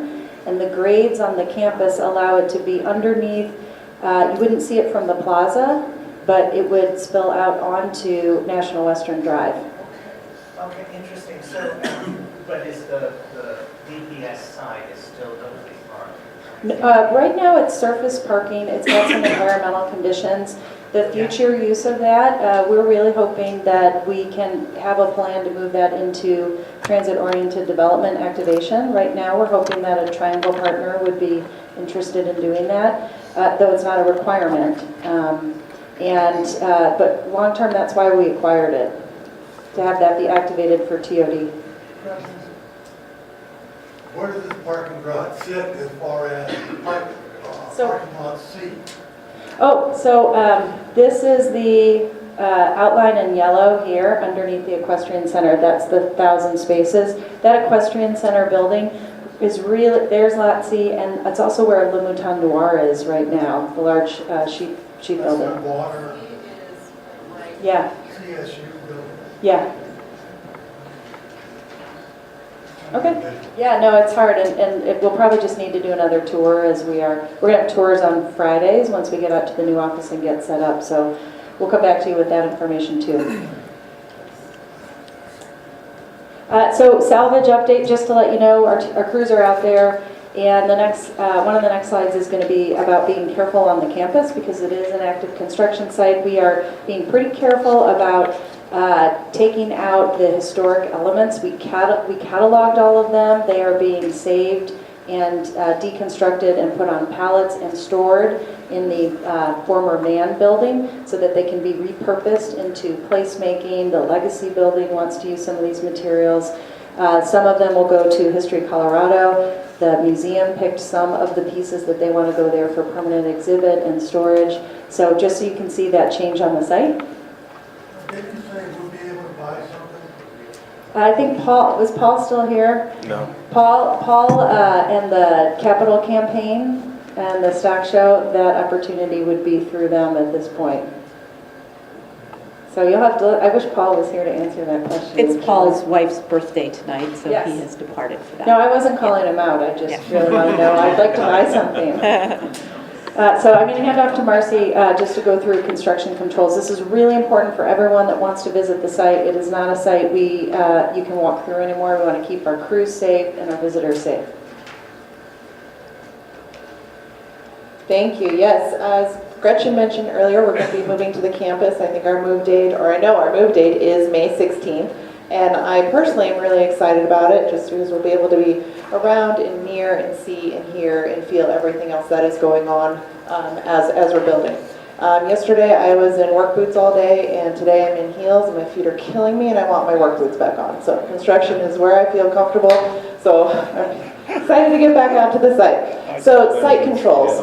This is a campus, this is a program, this isn't a project. Other construction projects that you see along downtown or any other places, you're able to do one nice fence and control it. And there's a gate that goes in and out. There's usually somebody watching, going in and out in one place. Well, this is a much larger project. So So we can't just have one big gate that covers that whole campus. We have concurrent operations going on. The stock show in this campus has events year-round, not just during the stock show. And we have to allow some access for our partners to maintain their operations, surrounding businesses to maintain their access and such. And so while you'll see fencing and such around the site, and you're going to start to see a lot more signs, you might see some gates open because some trucking is going in and out, but there is signage on those gates, and please do not walk through those gates.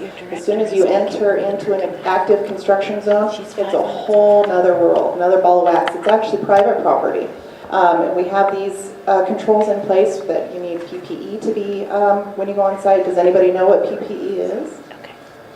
Personal protective equipment. So that is your hard hat, your vest, your work boots. These are not allowed on the job site. Closed-toed shoes are not allowed on the job site. Cap sleeves are not allowed on the job site. I am not allowed on the job site right now. We have visitors. The HIC, Hensel Phelps, is our site control contractor.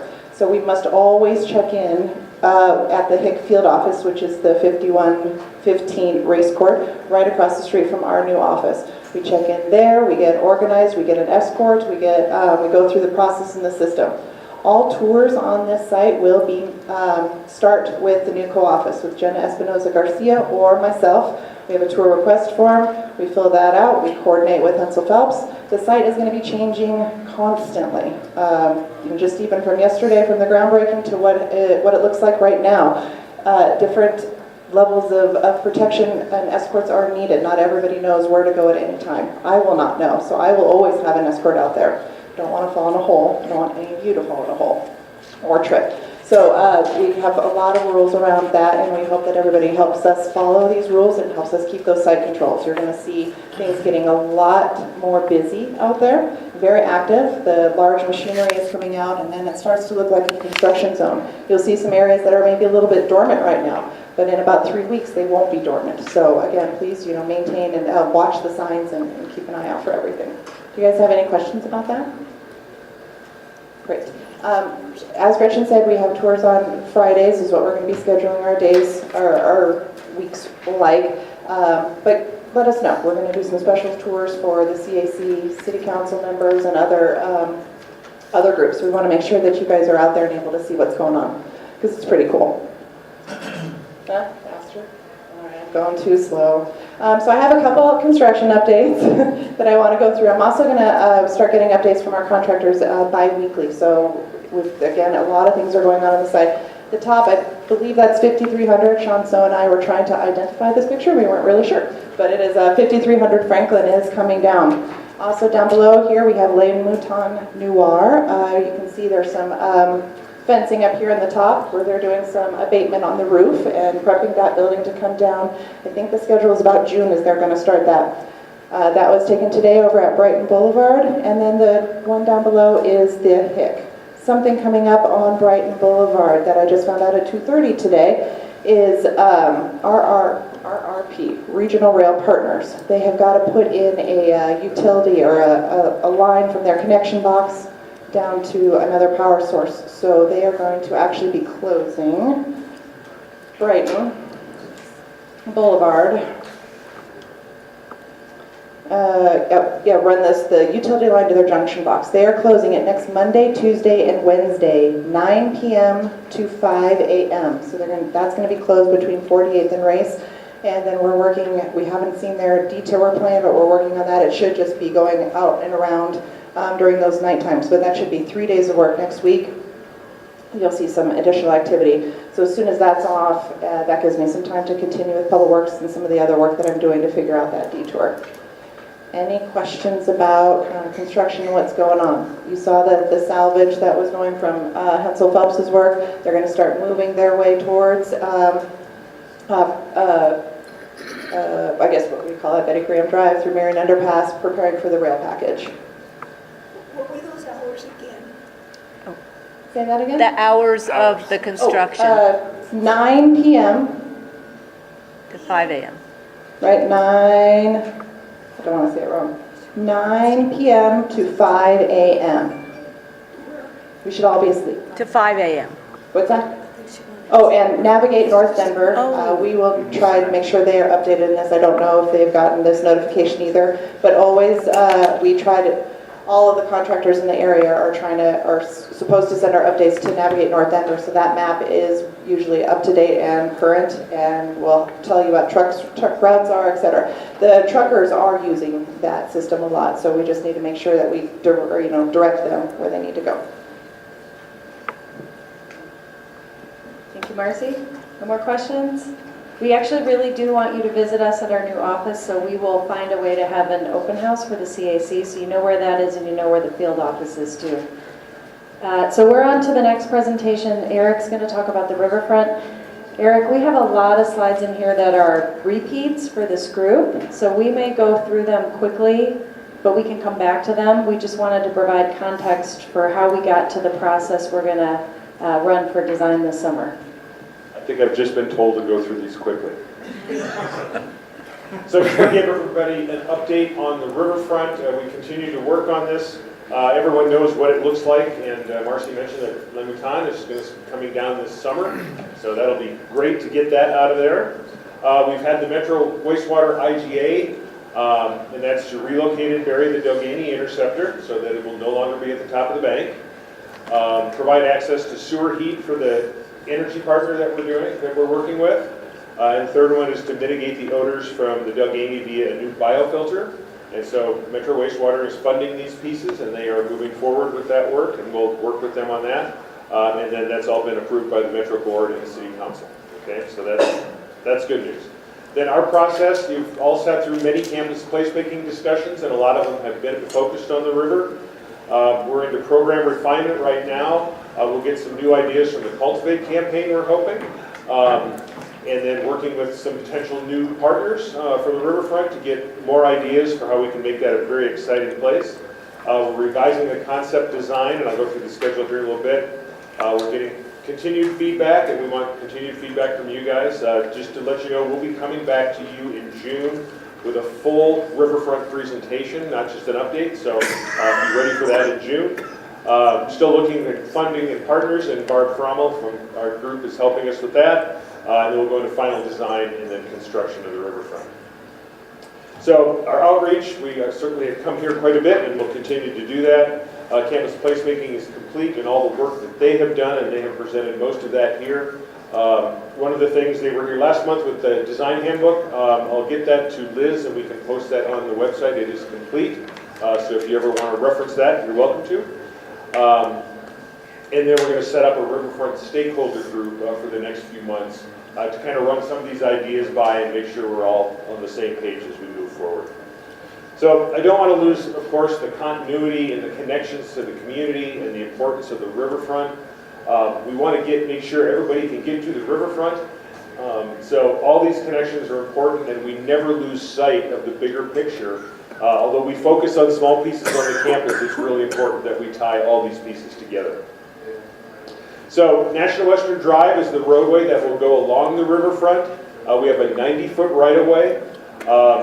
This shows 4 lanes, but we'll have parking lanes on each side of the street, so we'll have on-street parking. But those will also be used as flexible lanes during big events, so we can help move traffic faster in and out of the parking structure, be able to stage vehicles, those kind of things during big events. And then on the left side, we have a pretty wide, it's about a 14-foot green area, and that can be bioswale or water quality. We're looking at that right now. And then we have a very large 14-foot multi-use path that is right at the edge of the riverfront park. So we have that connection, and that'll be all constructed as part of the infrastructure for National Western Drive. So we also did our health and wellness. Again, we want to make sure that the riverfront is connected to the site and the campus and the neighborhoods. And this one, just the green line kind of shows potential walking paths. In the drawing that I'll show you later on the riverfront, we add to that. So again, we want to be able to have people have an experience here, not only through events, but be able to walk around the campus and see different pieces. So public art opportunity sites. So we're going to have multiple opportunities for public art at the riverfront and at the river bridges. Over 60% of our entire public art budget is going to be spent on those 2 pieces. And so this will be multiple art pieces. And I know some of you have been bothered recently by both John Grant and Michael Chavez to see if you are interested in being on a public art selection committee. Please get back to them if they have contacted you, and if any of you want to be on a committee, please let me know, because we are in the process of making those selections for the plaza, the riverfront, and the river bridges right now. Our urgency is these committees have to be approved by public arts or by the Cultural Commission. They only meet once a month. If we miss that deadline, we lose a whole month to get this process going. So we have, I think, enough for the plaza right now, but we're still looking for people for the riverfront and the river bridges. So if you're interested, let me know. If you know anyone who's interested, please let us know. All right, so the riverfront programming, these are some of the ideas that have come up during the campus placemaking. Active play has been a really big discussion in what we're thinking of doing. History Colorado has shown an interest in working with us on an active play area, so we're moving this one forward. And then you've seen all the graphics. This is the riverfront from 51st is the bridge there on the bottom right. This is kind of right at Betty Cram Drive coming into the campus. And that little building on the left there would be a cafe or a brew pub or a coffee house, something retail and active on the riverfront. We want to make sure we do that. So these are the programming ideas that have come up over the past 18 months as we've gone through campus placemaking. These are how we've got them documented right now. One of the things about this site is it's very narrow and very long. So it really does limit the types of uses that we can do here. Most of the things we're looking at are more natural-based, walking paths, those kind of things. There's no active ball fields or sports type of things in this area. And then this is the concept plan that we have it right now. Both on the left and right side of the drawings, we have our water quality ponds.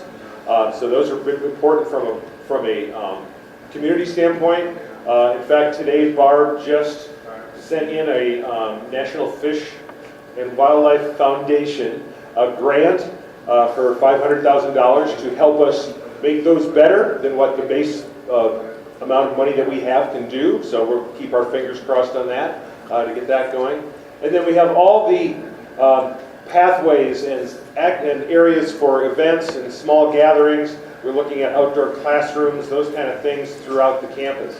The other thing I want to remind everyone, the dark green area along the river, that will be done by the Urban Waterways Project through the U.S. Army Corps of Engineers. Okay, we're taking it from basically the 10-year flood level up, and they will do all the work along the river. So we're working closely with them and how all that comes together. But that's pretty exciting that they have their piece of that to make the wetlands and the habitat better, and then we have our portion of this to make a really great park along the river.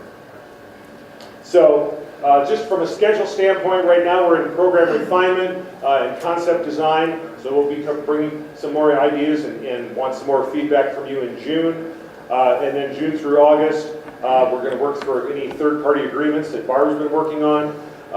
Design will start in August, construction procurement in February 2020, and construction, and we would have the park done in February 2023.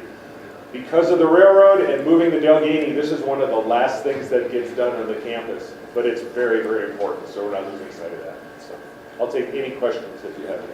Did I do it in like under 2 minutes? David has a question.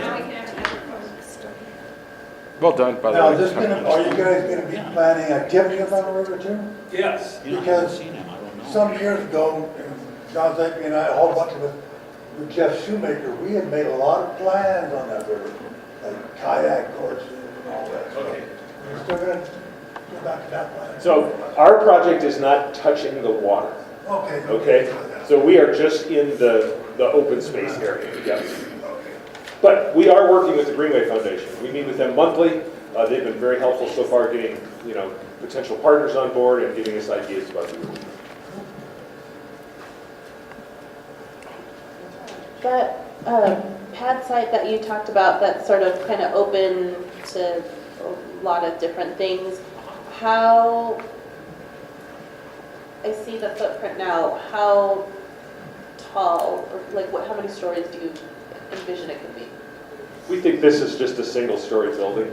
The zoning that we're working on has a 40-foot max, and that would be to the peak of anything. So we don't see this as a big building at all. We see this as a small kind of gathering space. It's not a, if you've ever been on the South Platte at Hudson Gardens, they have a little place called Nixon's right on the South Platte Trail.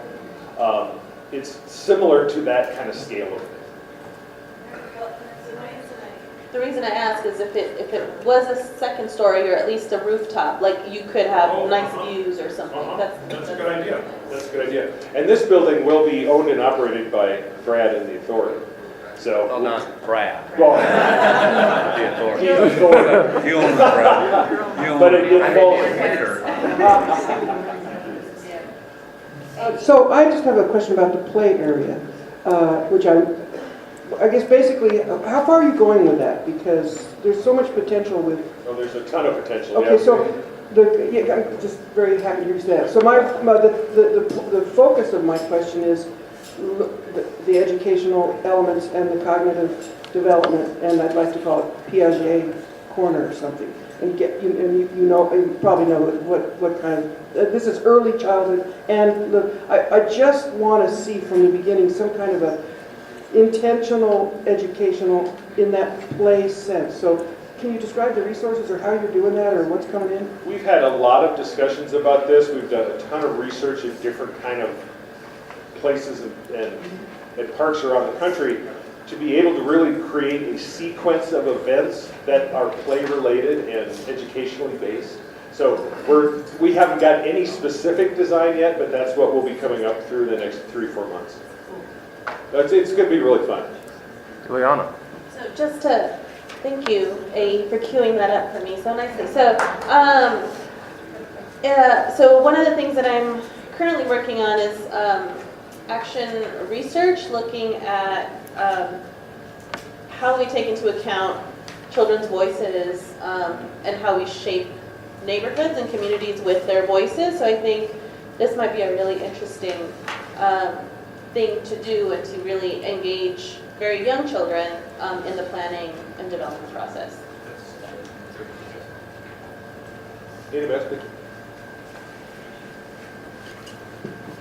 This is a question really for Gretchen and Brad and you. It looks like the plans are pretty much finalized and construction people are out there. And at the same time, we're talking about a program that's going to be coming from the community. How much flexibility is there with the construction plans pretty much approved in making changes? I think AE brought up the question about the CSU buildings, but it just seemed to me there were a lot of issues in terms of what can happen in these buildings. What, can one of the buildings be a scientific center instead of what it is, or are we pretty much stuck with where we're at right now? So the design has been in different stages across the campus. On the buildings, the programs there are pretty well defined over the last 3 years of conversation here, and the stock show needs to move its current work from the facilities on campus to the equestrian center, to the livestock center, to the yards. When we are having conversations with the authority, we are getting instructions from them as a client on how to make those flexible spaces. So for instance, not having as many defined walls and having more open space on the interior and the exterior. So that's at a different pace. On this piece, we really are just in concept design because, as Eric said, until we move the rail and move the Delghini Interceptor, this is really the last piece of construction we deliver. So this truly is the summer where we will be looking at and reshaping this initial concept and then moving it through to construction documents. So none of the construction documents have started on the riverfront. I understand that, but with regard to the rest of the campus, are we pretty much set? Sounds like the contractors have been engaged. Yeah, we are. On the horizontal. On the, pardon? On the horizontal. On the, So the work that's being done now is all the utilities, grading, kind of the stuff that's all going to be underground. So in the process, we're just getting started on the final design of all the architecture, okay? We have a draft program, now it's a pretty final program, that we know of the things that need to happen to make the stock show work. And as Gretchen said, we're working with Brad and the authority to be able to make those buildings as flexible as possible so that the rest of the year we can do many different things there. I know Brad wants to jump in, but a lot of this goes back to the framework agreement and the contract and the binders that we brought here for you all to review. The city has a responsibility to the stock show to have them put on those events, and in exchange for that, they gave the land to the campus for the program. So the phase 1 and 2 facilities are pretty defined. It's the remainder of the campus in the triangle that has more of the use possibilities. Now Brad's going to take the microphone and tell me that he's going to work on the spaces in between.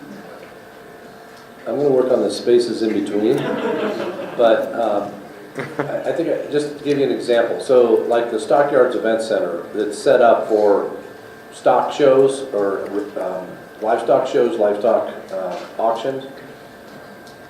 That facility, that configuration with a few tweaks can be great for those uses when it's happening, but could also be awesome for a TED Talk or a concert series or a comic or a music experience or a movie or a symposium or a talk.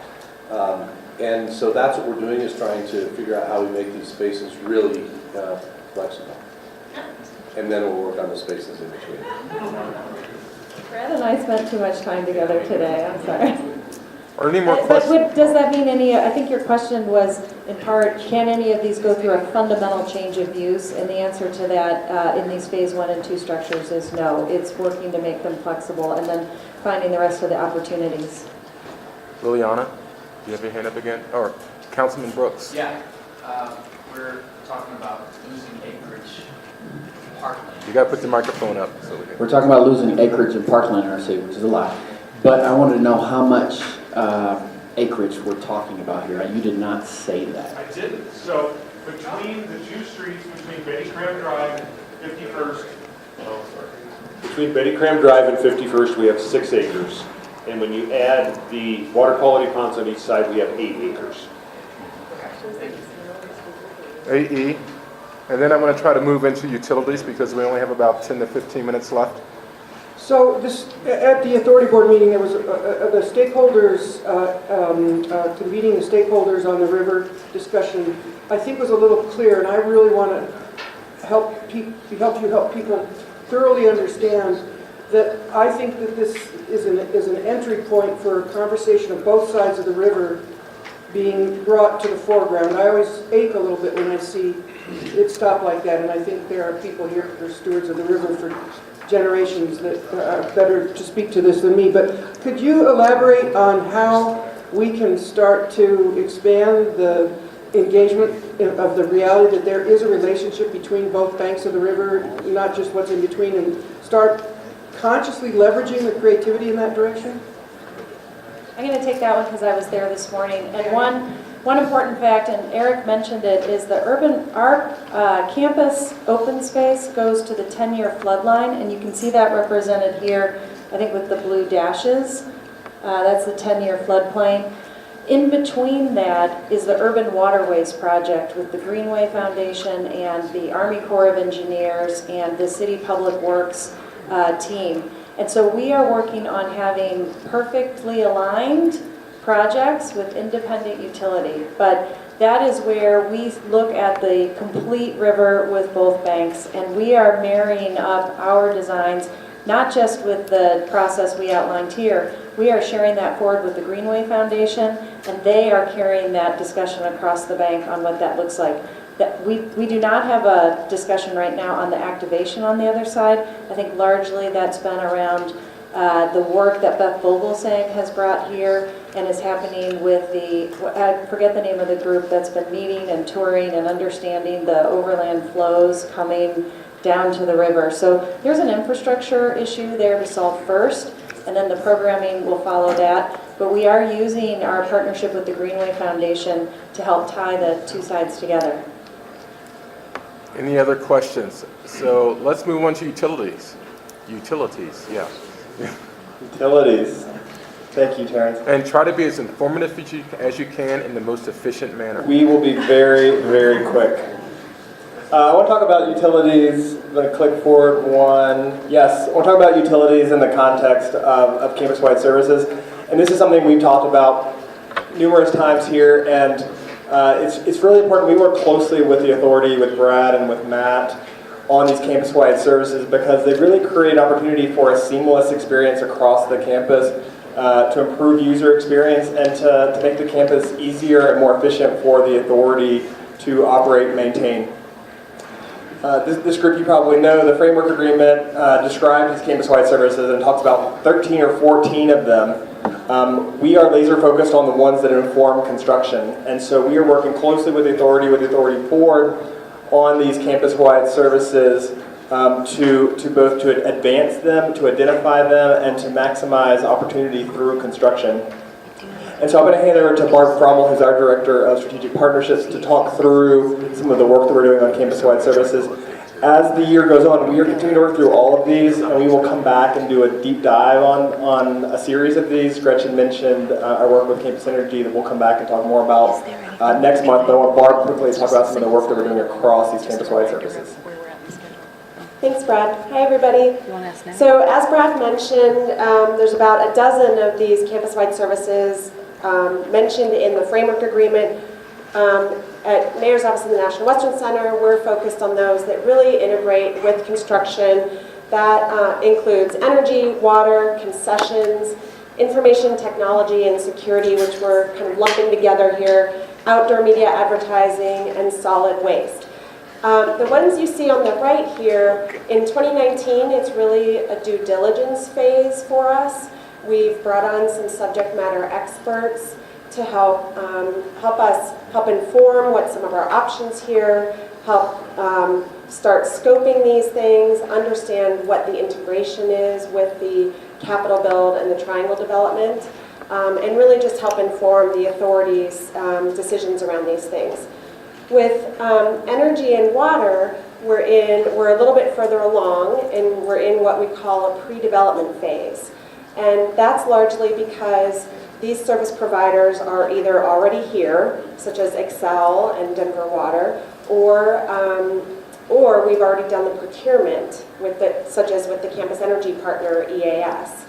And so, as you know, we've signed an IGA with Metro Wastewater. We've been working with Denver Water on bringing recycled water to the campus.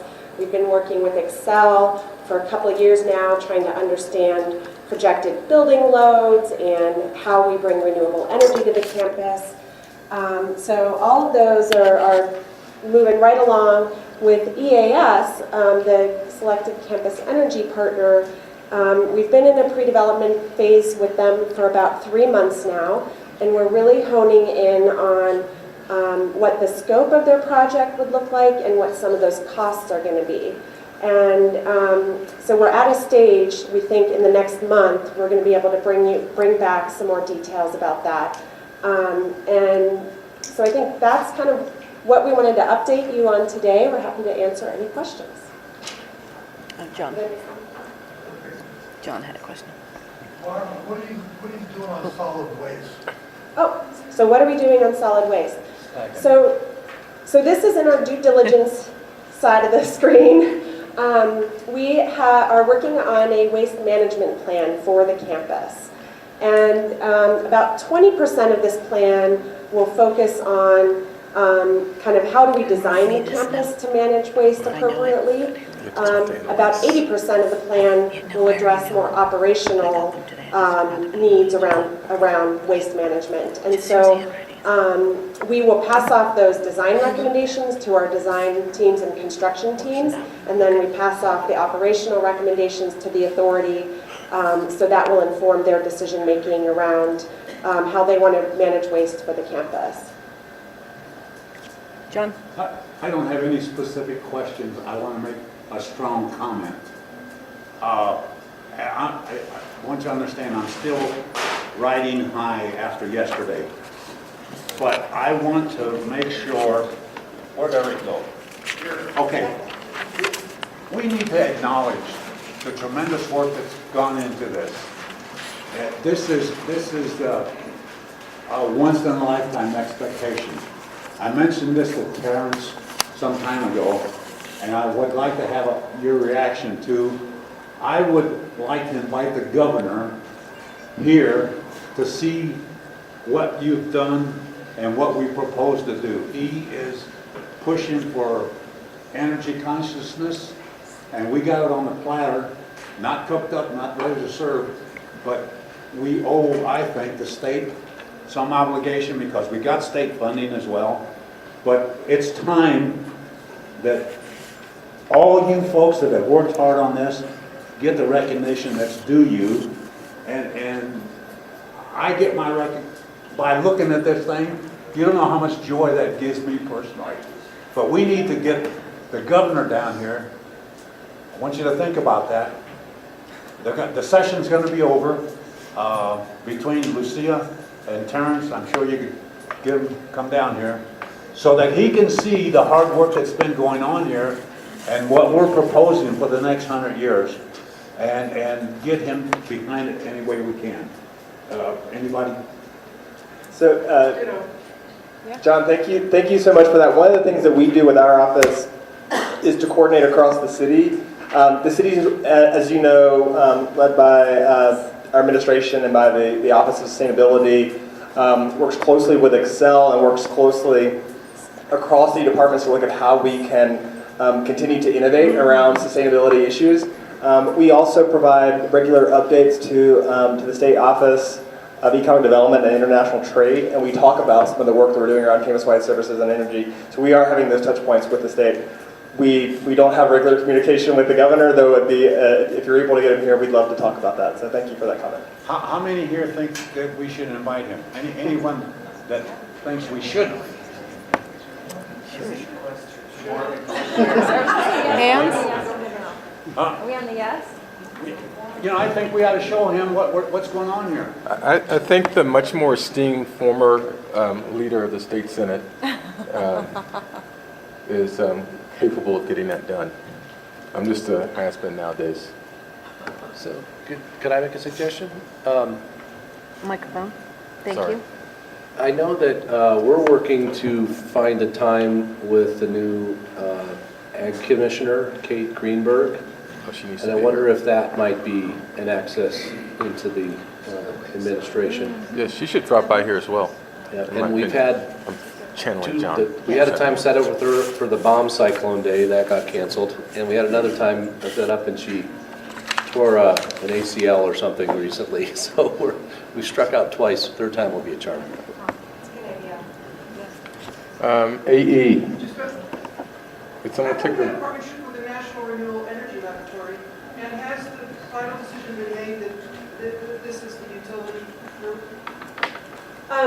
So that's two different questions. I'll address them separately. So the National Renewable Energy Laboratory, or NREL, they are a member of the Department of Energy, and they're a local subject matter expert, obviously, in energy efficiency and renewable energy.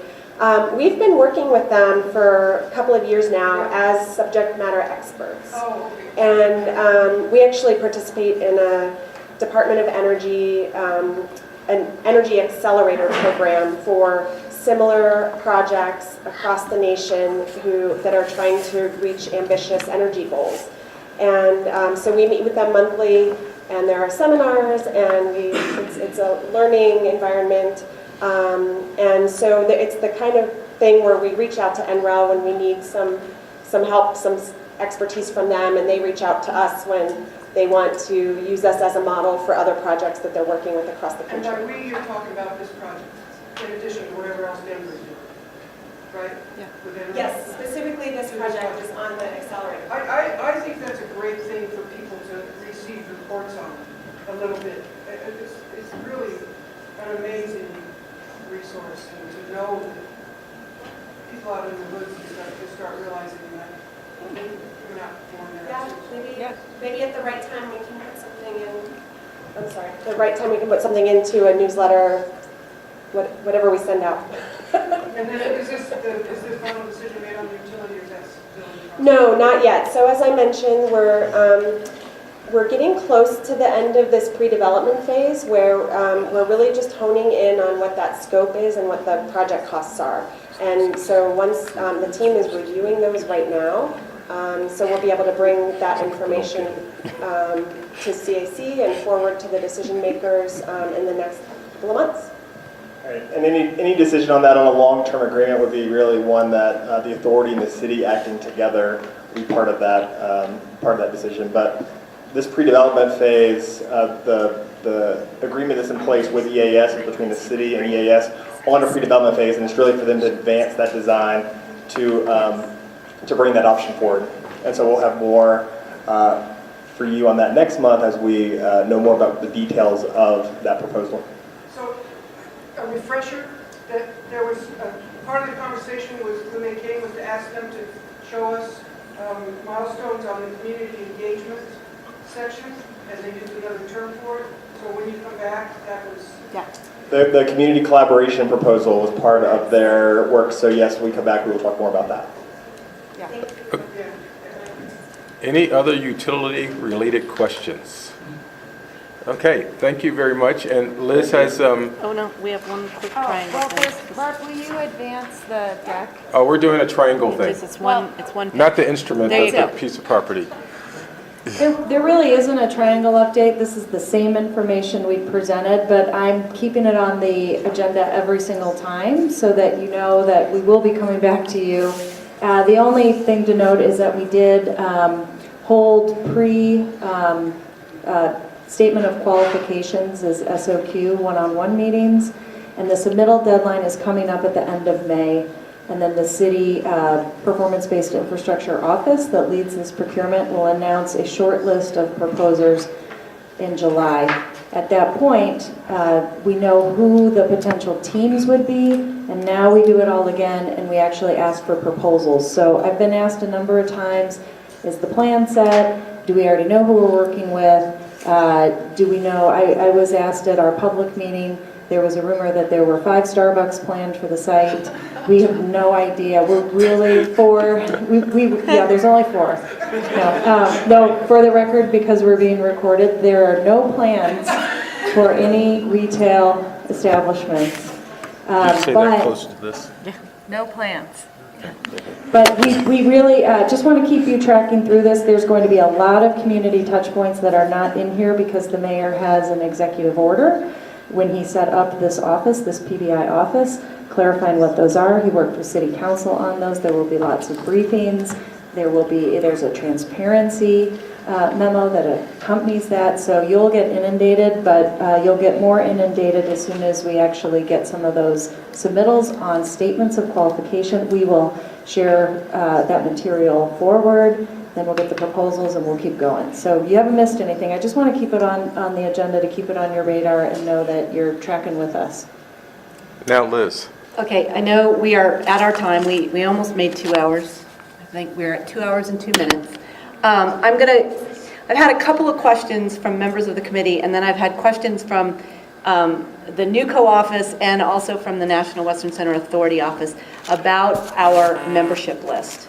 As you all might recall, back in 2016, I think it was when I first started working with you all, we set some guidelines for this group and everybody approved them. And one of the things that we said was that if people had 3 unexcused absences, that they would be, in here it says they would be asked to step down. So I went back to all of the members, and especially those that had not been here frequently, and I said, look, we've established this.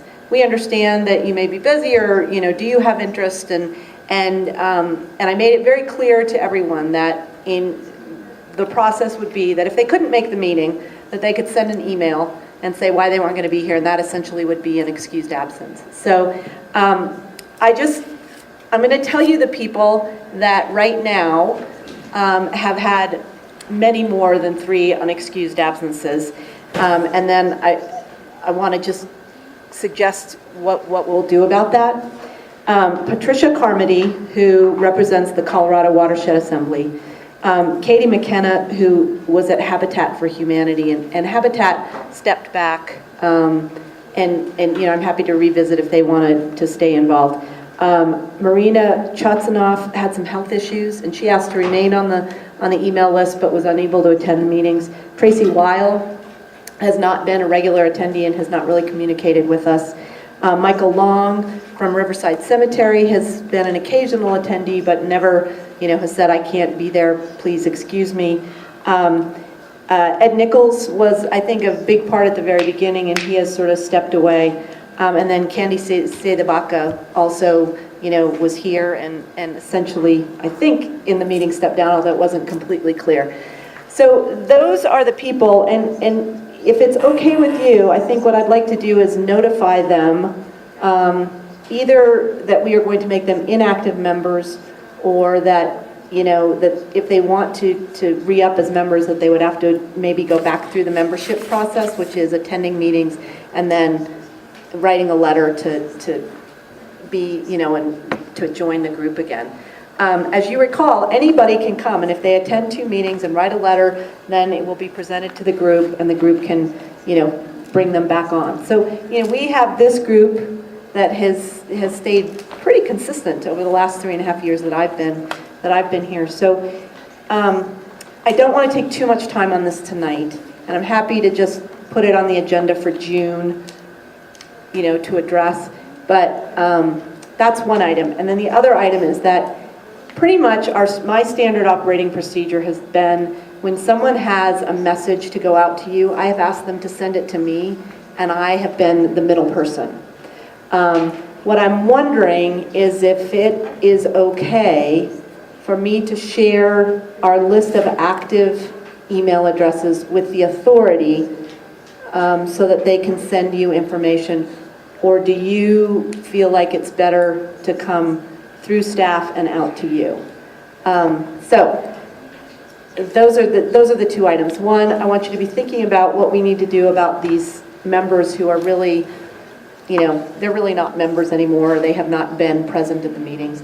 And then 2, sort of the communication method. I'd love to get an answer about the communication method so that I could, the authority is going to be sending information about the summit. So do we have some comments or thoughts from people? We have time? What? Do we have time this evening? Yeah, well, I guess the one thing is can I just see, is everybody here comfortable with me sharing the list of members with the authority? And if not, then I am happy, if not, I'm happy to just be the conduit. So do we have, I guess that's the one piece I just want to quickly address. Liz? Yes. I think you hit the spot that we need to address. What are we going to be about in the future? We've done a lot of work, we've come a long way, and I personally think it's time that we shift gears and reach another level. So we don't have time tonight, but we ought to be thinking about the future of the advisory committee itself and what role we should be playing and how strong do we want to maintain this.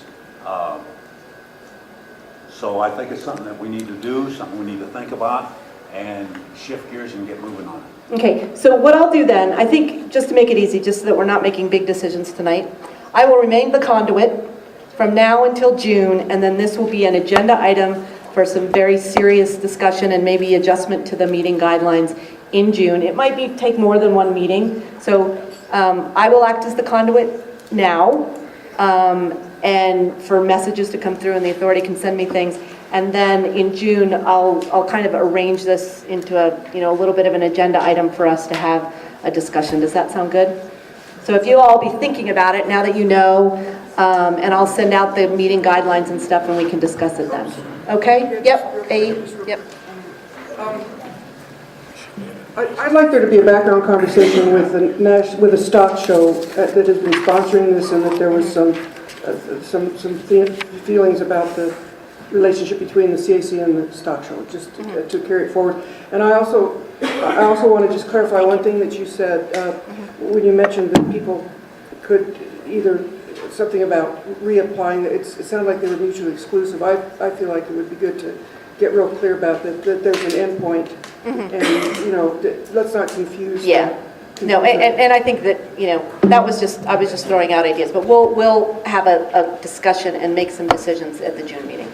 You guys, there's a G line at 41st and Fox tomorrow at 11, a celebration, it's opening. CSU is signing up MOU with Bruce Randolph School at tomorrow at 1 o'clock also, it's on here. Excellent. Tomorrow, 1 o'clock. And please grab your save the date card for the summit. And I'm joining the list of people running for president. Excellent. Any other community announcements? Oh, Juan? Las elecciones del día 7 de mayo, para que voten. Elections on May 7th, vote. Got it. All right, everybody got that? All right, thanks you guys.